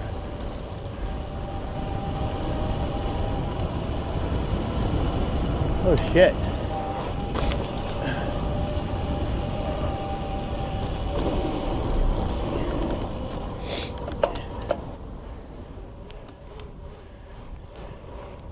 Anyway, I really like the whole idea of that. I went ultra heavy last year and thought it would, the experience of being outside was going to be enough, and I kind of was wrong. I never really liked that kind of riding.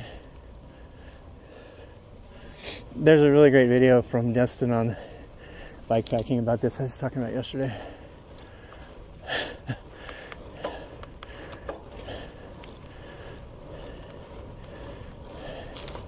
This has been ultra recovery pace, really slow. Developers. It's not rocket success.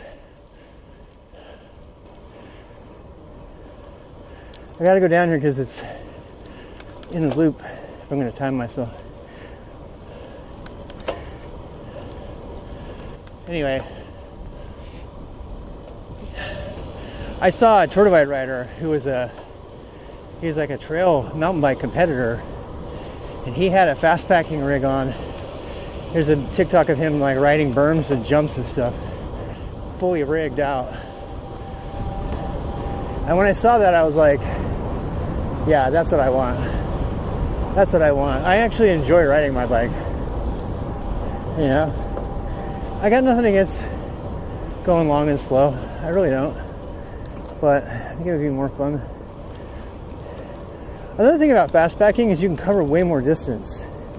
So like yesterday when I tried to do the California trip and got told by the American government not to do it because I would die.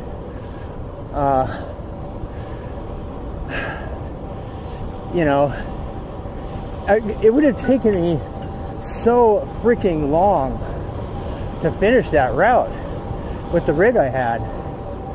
But you put me on this bike, I would have finished it in less than half the time. And the thing about that is it really ups your range.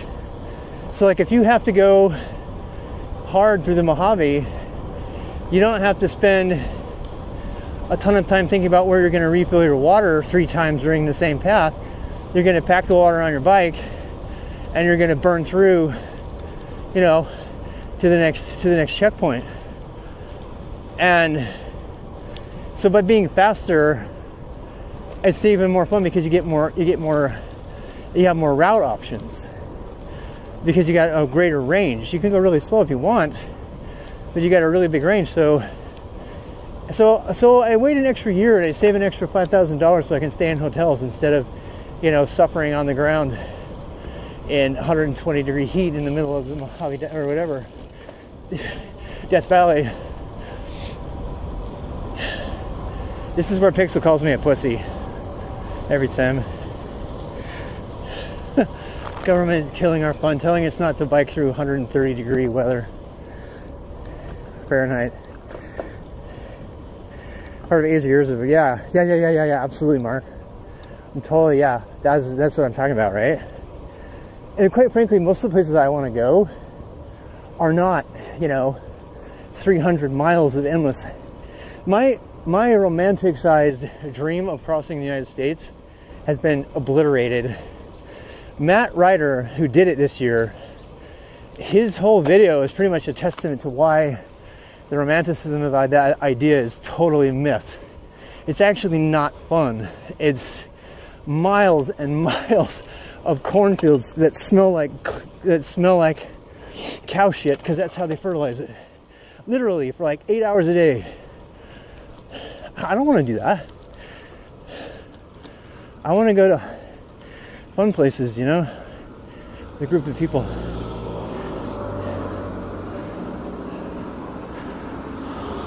But you can't say that because it's like a secret. Nobody wants to say it. This is totally stupid. Did you see there's a clip. We were coming down this pass through Idaho, and there were these women who were coming up there was this roadway construction, and semis were coming within inches of them, man. They were pushing their bikes up the hill, and you could tell they were probably European. I think a lot of people have this big dream, right? And then they do it, and they're like, this is not at all what I imagined it would be. And then they don't have the courage to say how much it sucked. The only time I've ever heard somebody say that, there's this couple that was interviewed on it was this adventure biking, mountain bike podcast. I can't remember the name. And it was a husband and wife, right? And they'd done this whole South American thing. And on the podcast, they said, so what's your next big adventure? And I go, nope, we're not doing it. I'm like, why? And the podcast was like, surprised. I was like, oh no, you're not pumping up the religion and bike packing and, adventure cycling, all this. And like, nope, we're just content to go on local excursions around our state and the nearby states. And he's like, he kept pressing them, and he's like, why? He goes, well, and he tells a story about how they were just biking through absolute shit and trash on the side of the road, and they were having to deal with like low-life human beings all the time. There were a lot of great positive things, but like, it's not all what people say it is. It's like, at that time we realized, you know what? We can have just as much fun on the trails and roads and stuff, the gravel roads around where we live. I think they're Canadian, actually. And so they said, no, we're just going to ride Canada from now on. And they're like, no, we're not interested ever in going abroad. And there's another guy who did a big, long YouTube video going down to Mexico. And he has a guy with a machete smacking him in the face and stuff. And I'm like, nothing about this is adventurous. It's just stupid. Just go have fun at your local state park, or, it's hard to find places to do things safely in America, that's for sure. But I don't know.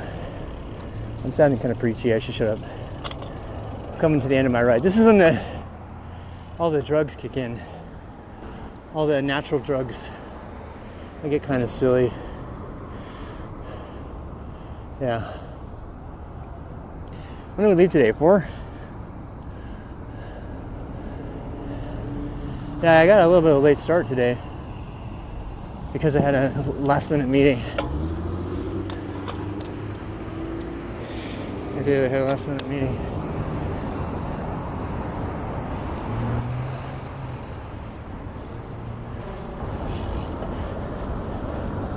Thought I got the pocket 3 then. It was better than the light. Hi. I'm on drugs.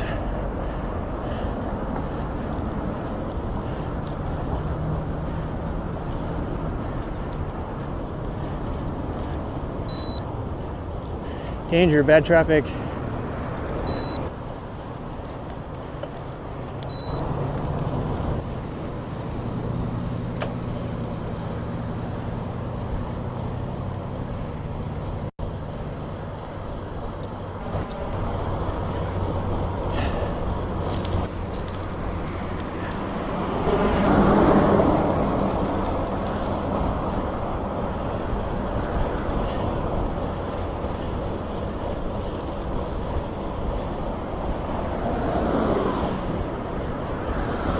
I'm just focusing here because it's kind of dangerous. It's not dangerous, it's just you gotta be careful.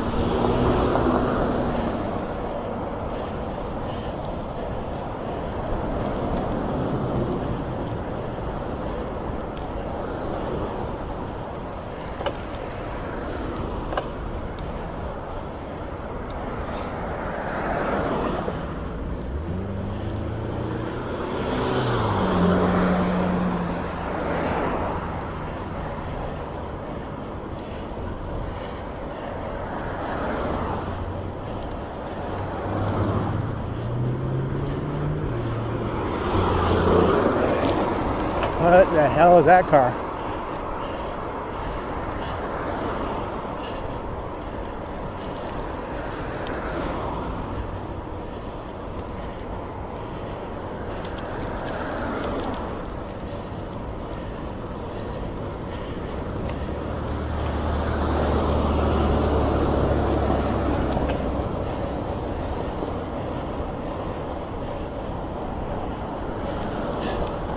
Overpriced, yeah. C8 Corvette.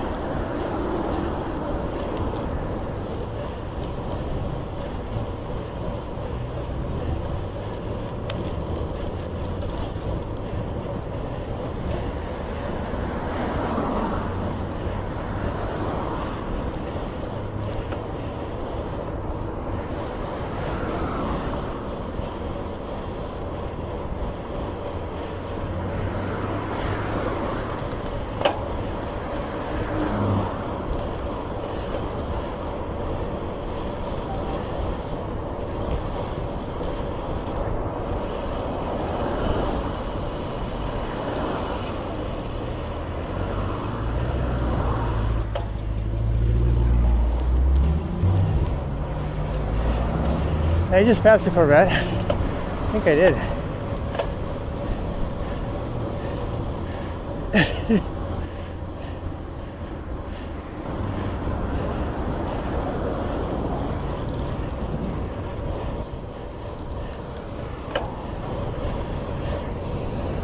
Well, my hitting the lights perfect today.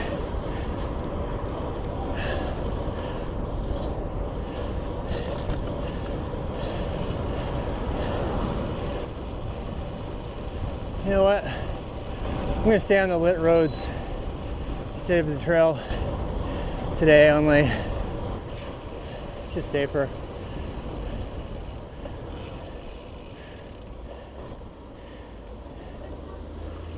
What are you doing, buddy?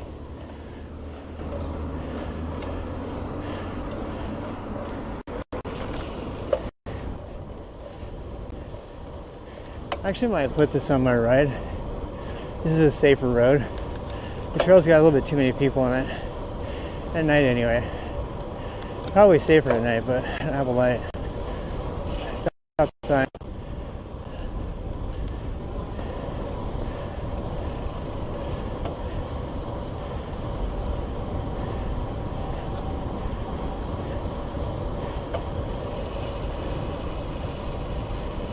Which road is my left? I don't remember.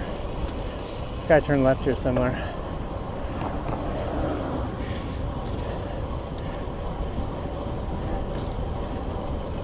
I think this is it. I'm gonna go here left anywhere. I think I screwed up.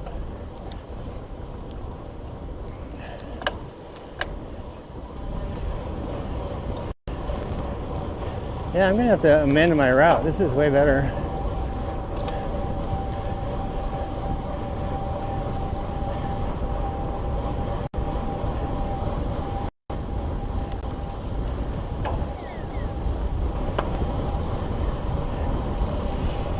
Hey, where am I?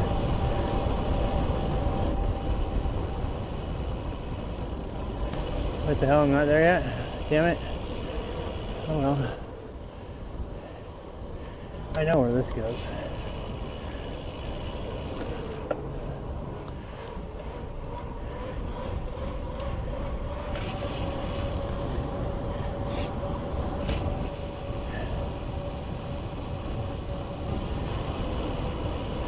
Really stop.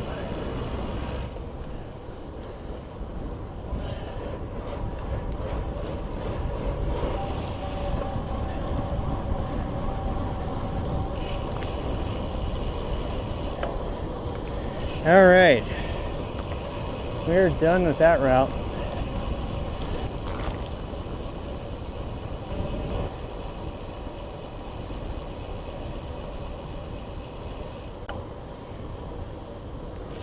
I went over here because it's safer. Yeah, that's the wood bridge we were under. There's a clip of it from last night. I kind of like that being the end point, so I can, you know, hit hard there, like bring it home. All right, we're gonna stop my thing.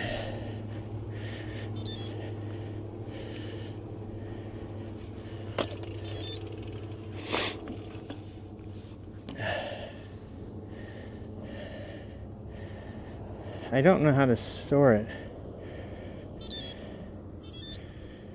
I guess that's just pause.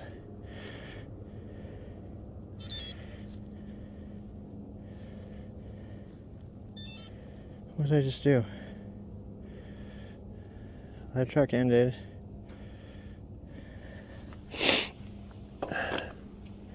Here, I'll show you guys what I'm trying to do. I don't know this. I don't know this thing very well, so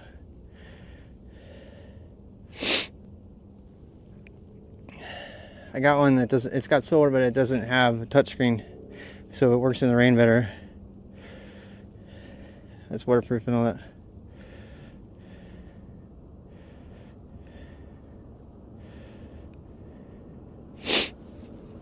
I don't know if it's gonna save it. I don't want to lose another one. Oh, there it is. It's my goblin. See, the goblin head. If I ever have merch, it's gonna be on my merch. 400 kilometers climbing. 158. 2 hours. It's because I was on 2 the whole time. Yeah, I was talking. That's actually in recovery.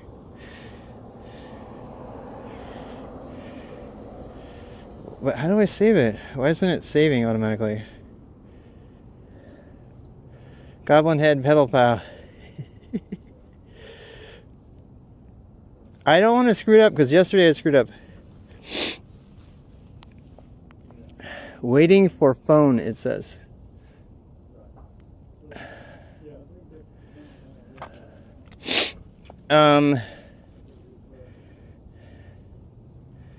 Garmin Connect. What is it doing? Does it have to sync or something? Okay, there it is. Connect with Wi-Fi. Wi-Fi enables music downloads. Not now. No thanks. 40K-ish. Alright, so now what?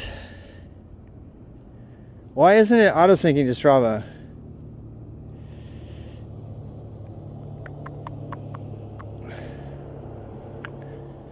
I feel like it's not. Oh wait, my lights are on. God damn it.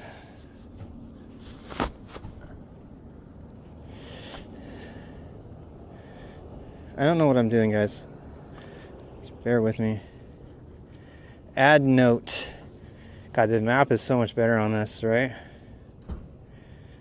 I don't need a note. I just want to put it. I've only got 14% battery left. It's not auto-saving it to Strava. It used to.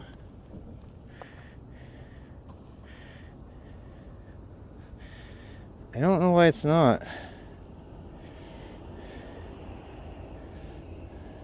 It added less than 1 minute for silver. Did it publish it to Strava or no? I'm guessing no. Oh no, there it is. Oh, it worked. Okay. Panic avoided.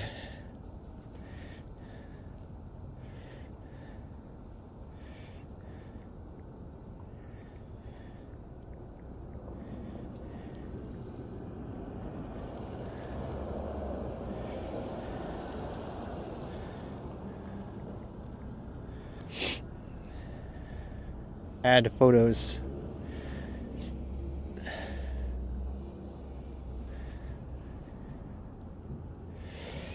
All right, it's there. All is good in the world. I only have 14% battery. I'm probably gonna die on you guys. So I will stream as long as I can, but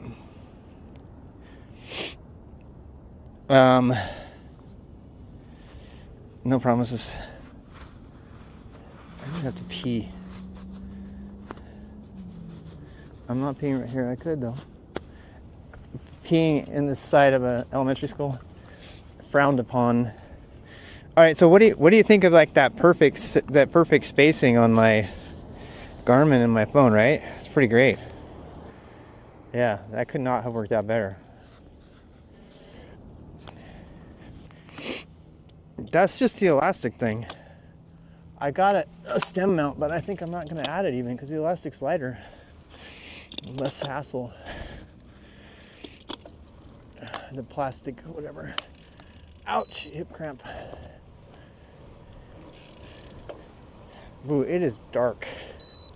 Got to be ultra careful.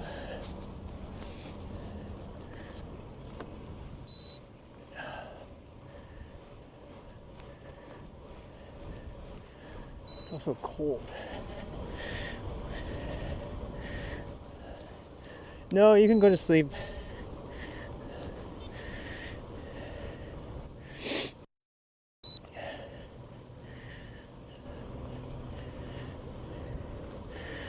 Moniker. Pedal file. Exactly. Oh, my legs. No signs of overtraining yet. I'm grumpy the other day. I'm pushing pretty hard. My feet are freezing right now though, because they're wet. I don't have my toe covers. It dropped, the temperature just dropped a lot. Yeah. So I might lose you for chatting, but I can still talk to you. God, look at this. Beautiful.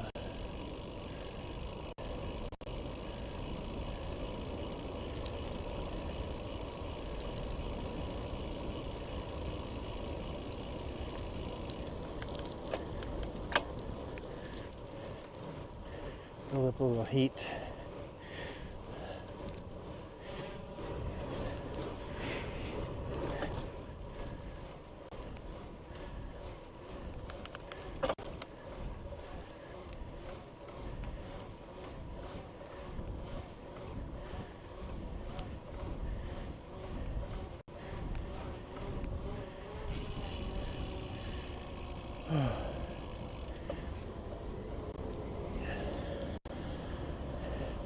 Electric Jeep.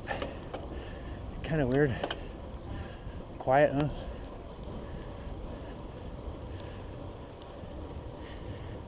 Horsey. This is Horsey. Good to know. I'm trying to build, I told you, like a gear list for each temperature. Horsey is definitely toe covers, toe and ear covers. I think when I started it was 8C. 6 or 8C. A little bit chillier right now. Core is fine, legs are fine.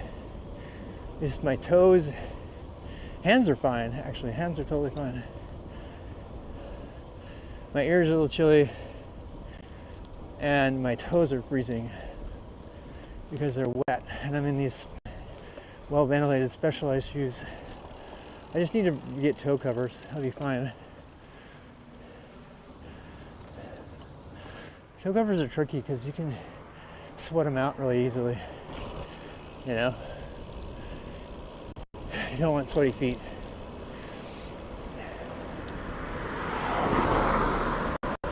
Everybody says to get winter shoes. They'll like change your life. Winter road shoes. I think it would be fun. That'll probably be the next big purchase I make. Dustin reviewed some that were really nice.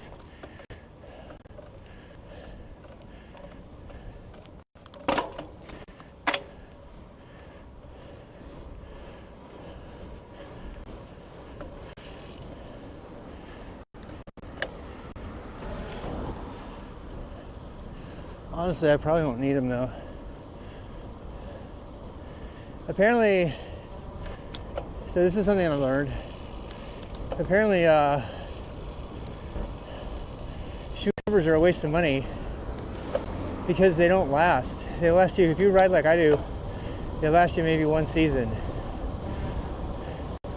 If you walk around at all.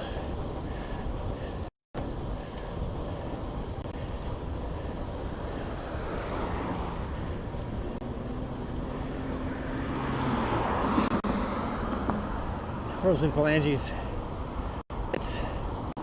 I'm going a little faster now, so it's creeping into my gloves, but not much. I know. It's as much a video blog as anything.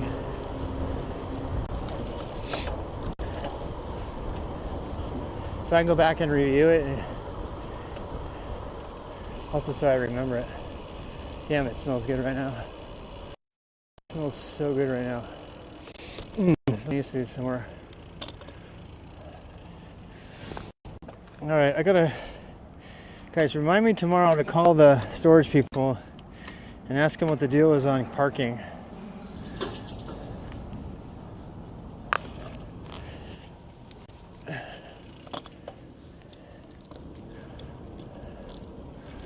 Yeah. I think it'll probably be fine. I gotta tell you, if I was in a unit next to mine and I had to do a major move, I would be pissed. And they wouldn't be able to hold me because I would be on the road. You know, I've already convinced myself I'm not parking here. I don't even have to ask anymore. I have to make a new system. It's just, seriously, like if somebody actually has the units next to me, they would be pissed if I was stuck there. They would be really angry, and they would be justified. So that's a no, big no there. Truth be told, I really don't. I just put my bike on the rack and didn't even go into my unit. It's such a hassle to like open it up and everything. I just had the bike perpetually on my bike rack and locked to it. I'm thinking. I honestly don't even need to go into my unit other than to get the bike. You know what I should do? I have a bike cover. I should put the bike on my rack and I should put a bike cover. You know why? Because then I could like start from different places. I wouldn't have to be this place every time. And then I just leave my bike on my car like I did in my other apartment. And I'd lock it down, right? Or I'd leave it on the car. Just leave it. It's like ready to go no matter what. No, I'd swap the bike out when I need to. Oh, I'm liking this idea a lot. I am really liking this idea. Yeah. I need a cover though. Yeah. I need a cover. I don't want to leave my new bike out in the rain. I just don't.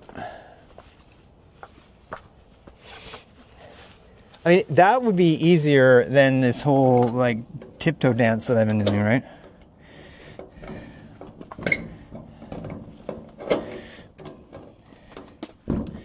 That really interests me. You know, I already decided I was not going to charge stuff in the unit. I was going to charge stuff because there's no power. I mean, there is, but barely enough for lights, right? So, God, I really have to pee. This is another reason to not do this. I'd be home already if I didn't have to go through this dance. So, anyway, I'm starting to think the unit should be for, surprise, surprise, storage. The unit should be for storage and maintenance and swapping out of bikes. But to be fair, I could literally, now that I only have 2 bikes, I could put Roscoe on there and he could live on there. I could just have the 2 bikes like living on my car at all times, you know? Oh. Anyway, I gotta reorganize this whole place. I'm gonna do that tomorrow. Or am I don't know. We're gonna figure it out. It's hard to fit it like a 2-hour ride in and also do other things like clean and stuff. Yeah. Surprise, surprise. It's hard. All right. So much for that. Yeah. Does it fit easy in the back? I mean, it's 2 seconds for me to load the bike on this rack. And this you guys know this rack like flips all the way out, right? Wait, what? Wait, what happened? My thing fell off. When did that happen? Why doesn't anything stay? My rack, my big old expensive rack is junk now. That thing that pulls it up to release it, to unlock it so I can get it, is gone. It just popped off. Oh my God. I just cannot win, man. I'm going to end up buying a new bike rack. I don't want to buy a new bike rack. I already spent a lot of money. Sad. But this idea that look, I'm already going to tell you, I'm learning things the hard way. I know one of the things I learned the hard way is it is not realistic to ride a bike to your storage unit so you can ride another bike. It's kind of stupid. As of this moment, I'm like, if I can get my bike rack fixed, I'm tempted to just leave my bikes on the rack and then just cover them up. Actually, God damn it. If I get a different rack that's not this, and the only reason I like this rack is because I can do maintenance on the bike better because I can spin the wheels and stuff. And it's a lighter rack. Anyway, I'm sorry, I'm kind of grumpy and complainy. I just made lots of mistakes. Don't be me. Learn from my mistakes. I could have had a V8.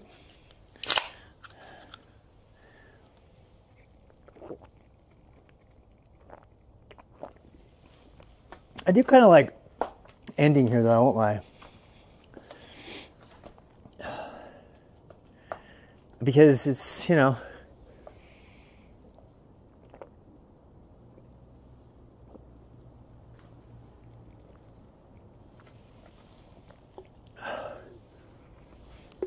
many times out of 10 I'm going to have to come back here anyway for something. I don't right now. I've got everything. So this always happens every year. I like kind of dial in my routine. Like last year I had exactly everything I needed to go to get to Juton Park and start the ride from there. Like every single time. I had my little lunch thing, and it fit in the exact spot under my chair, and I would grab it on the way to the sunset. And it was so routine that it was just easy, you know?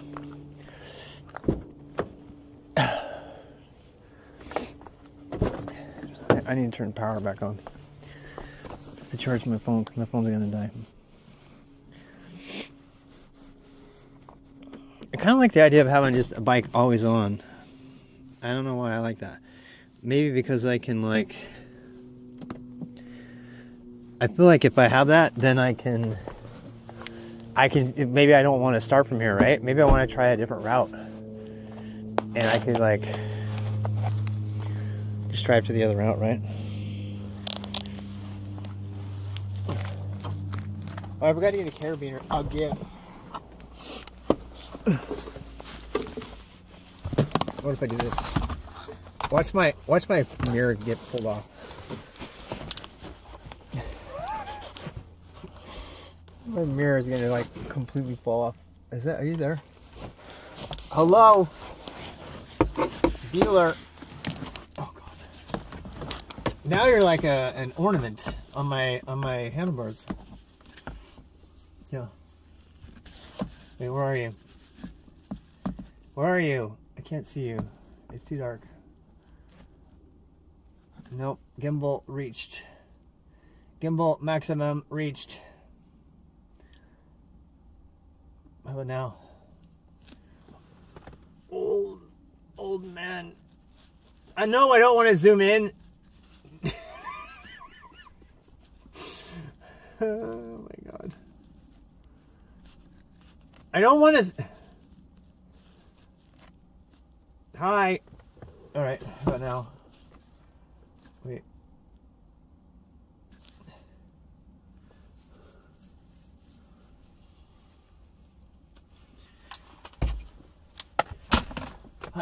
I'm still dialing it in, okay? I'm still dialing in the new routine at this new location. First, I'm getting these. I'm turning at the car because reasons. Why are my windshield wipers on? Oh, because I bumped them. God. Auto. Yes, baby. That's what we want right there.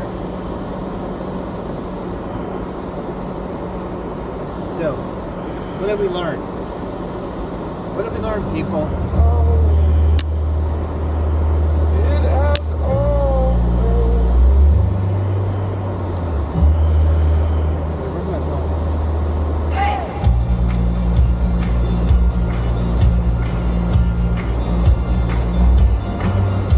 It's gotta be loud. Too loud.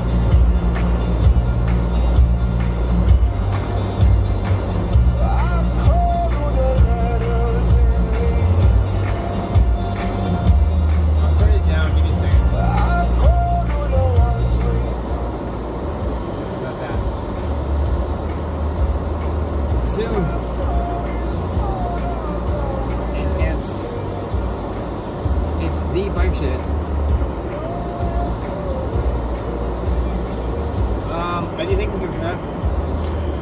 I think it popped off. I don't think it was screwed in.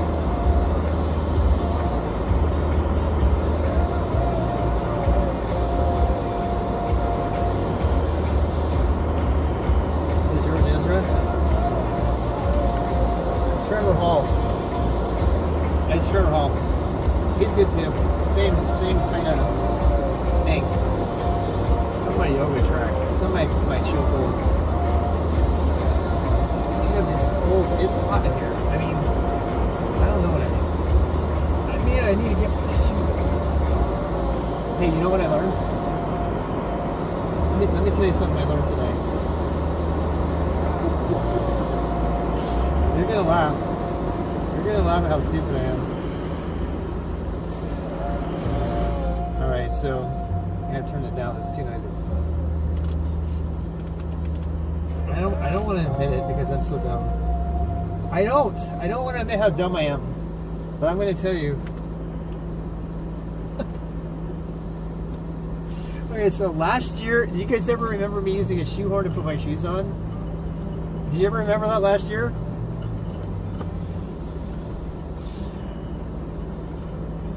Well, I have something that I just learned. So...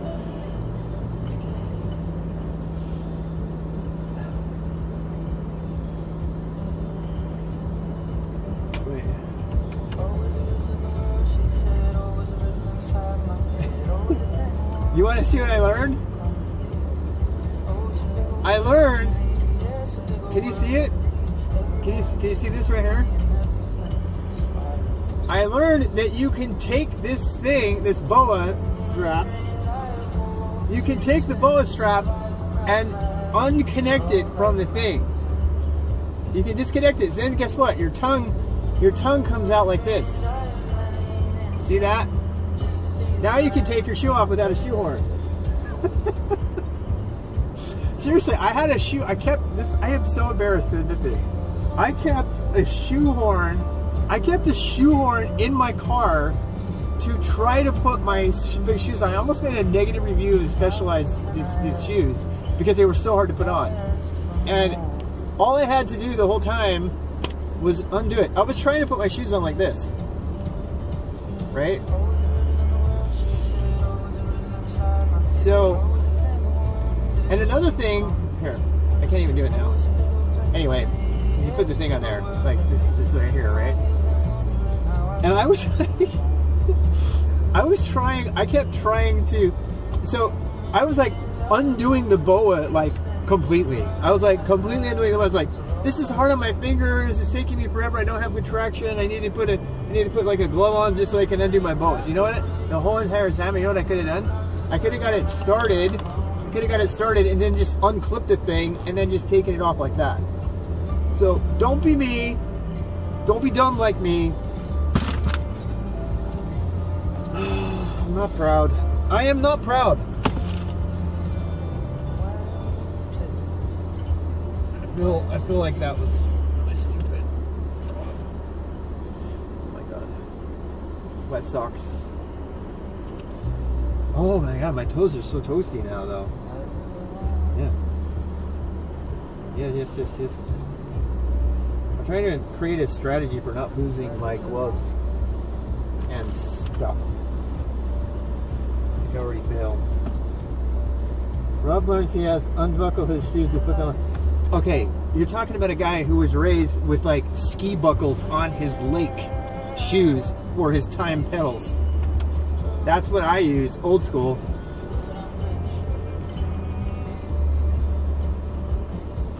I kind of miss it actually.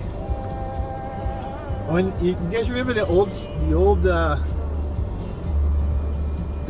days?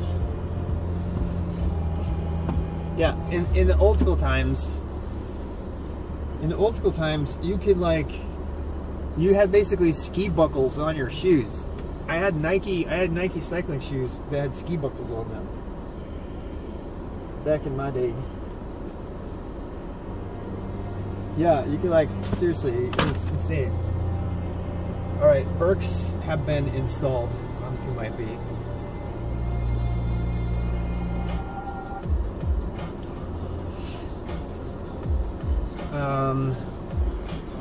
Yeah. Alright guys, we're gonna go raid. I'm gonna go home. And I might go to the ER on this finger thing. That's what the doctor told me to go to the ER. So I'm like, okay. Anyway.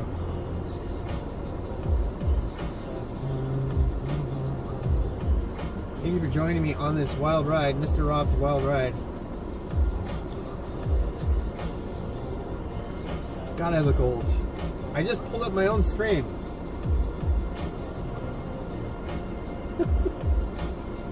Surprise, surprise, I am old. I'm doing it. You know what's weird? I'm doing like the cinema, rule of thirds thing, off to the left. Alright, guys. I'm trying to figure out how to raid again. Wait. How did my phone not die? It only had 43% that whole time. And it's still here. I'm still here. It's so crazy. I need to change my background picture. Right? I need to change it. Yeah. My channel, creator dashboard. One of these days I'm going to figure out how to raid properly. Stream manager. Phil says, say hi. I will say that. Phil says hi. She's probably home right now cooking. I'm gonna go home and have more curry. Japanese curry. Oh my god, that sounds so good. I've got to raid. I'm gonna go home now. Yeah, anyway.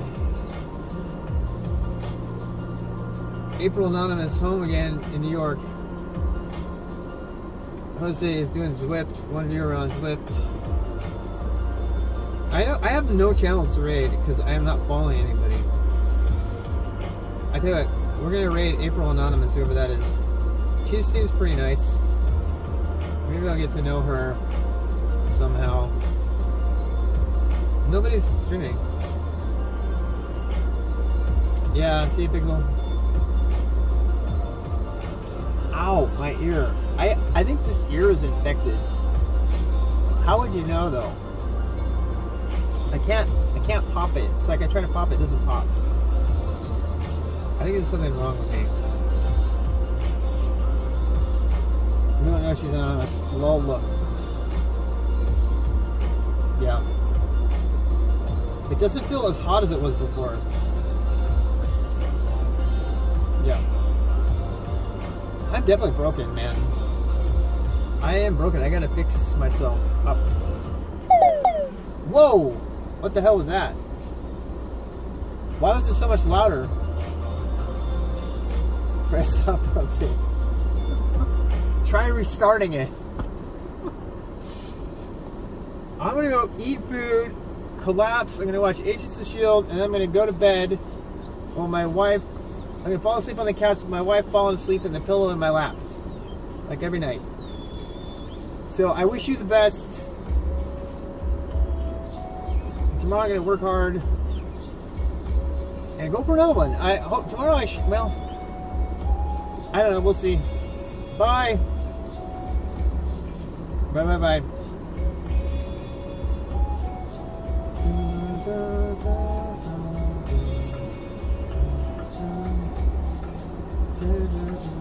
All right. Stopping of the stream. Here we go. Stopping of the stream. Bye, everybody.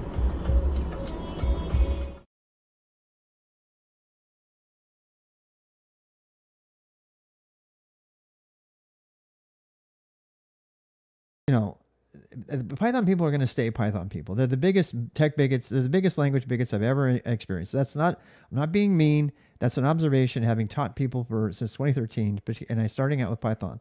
And I've done videos on this before, but the people who learn Python, in my experience, the people who learn Python are less likely to ever pick up another language in their life. And they'll tell you it's because Python is so awesome and they don't need to. I think that's a bad way to look at it. Yoga festival. God, I almost ran right over that squirrel. Did you see that? That's the second time this week. That's the second time I've almost taken a squirrel out.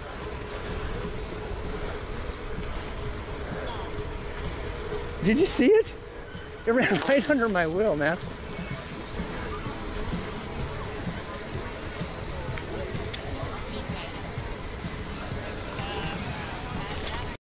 This is the second time I've unfollowed him. Like a moth drawn to the... Why did you just fly right into the flame? Oh my god, this moth just killed herself. This moth literally just killed herself.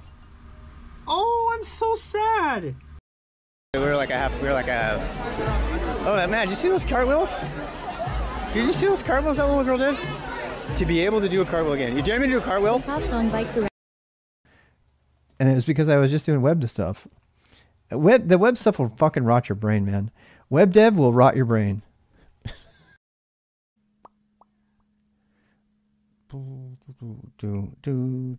do.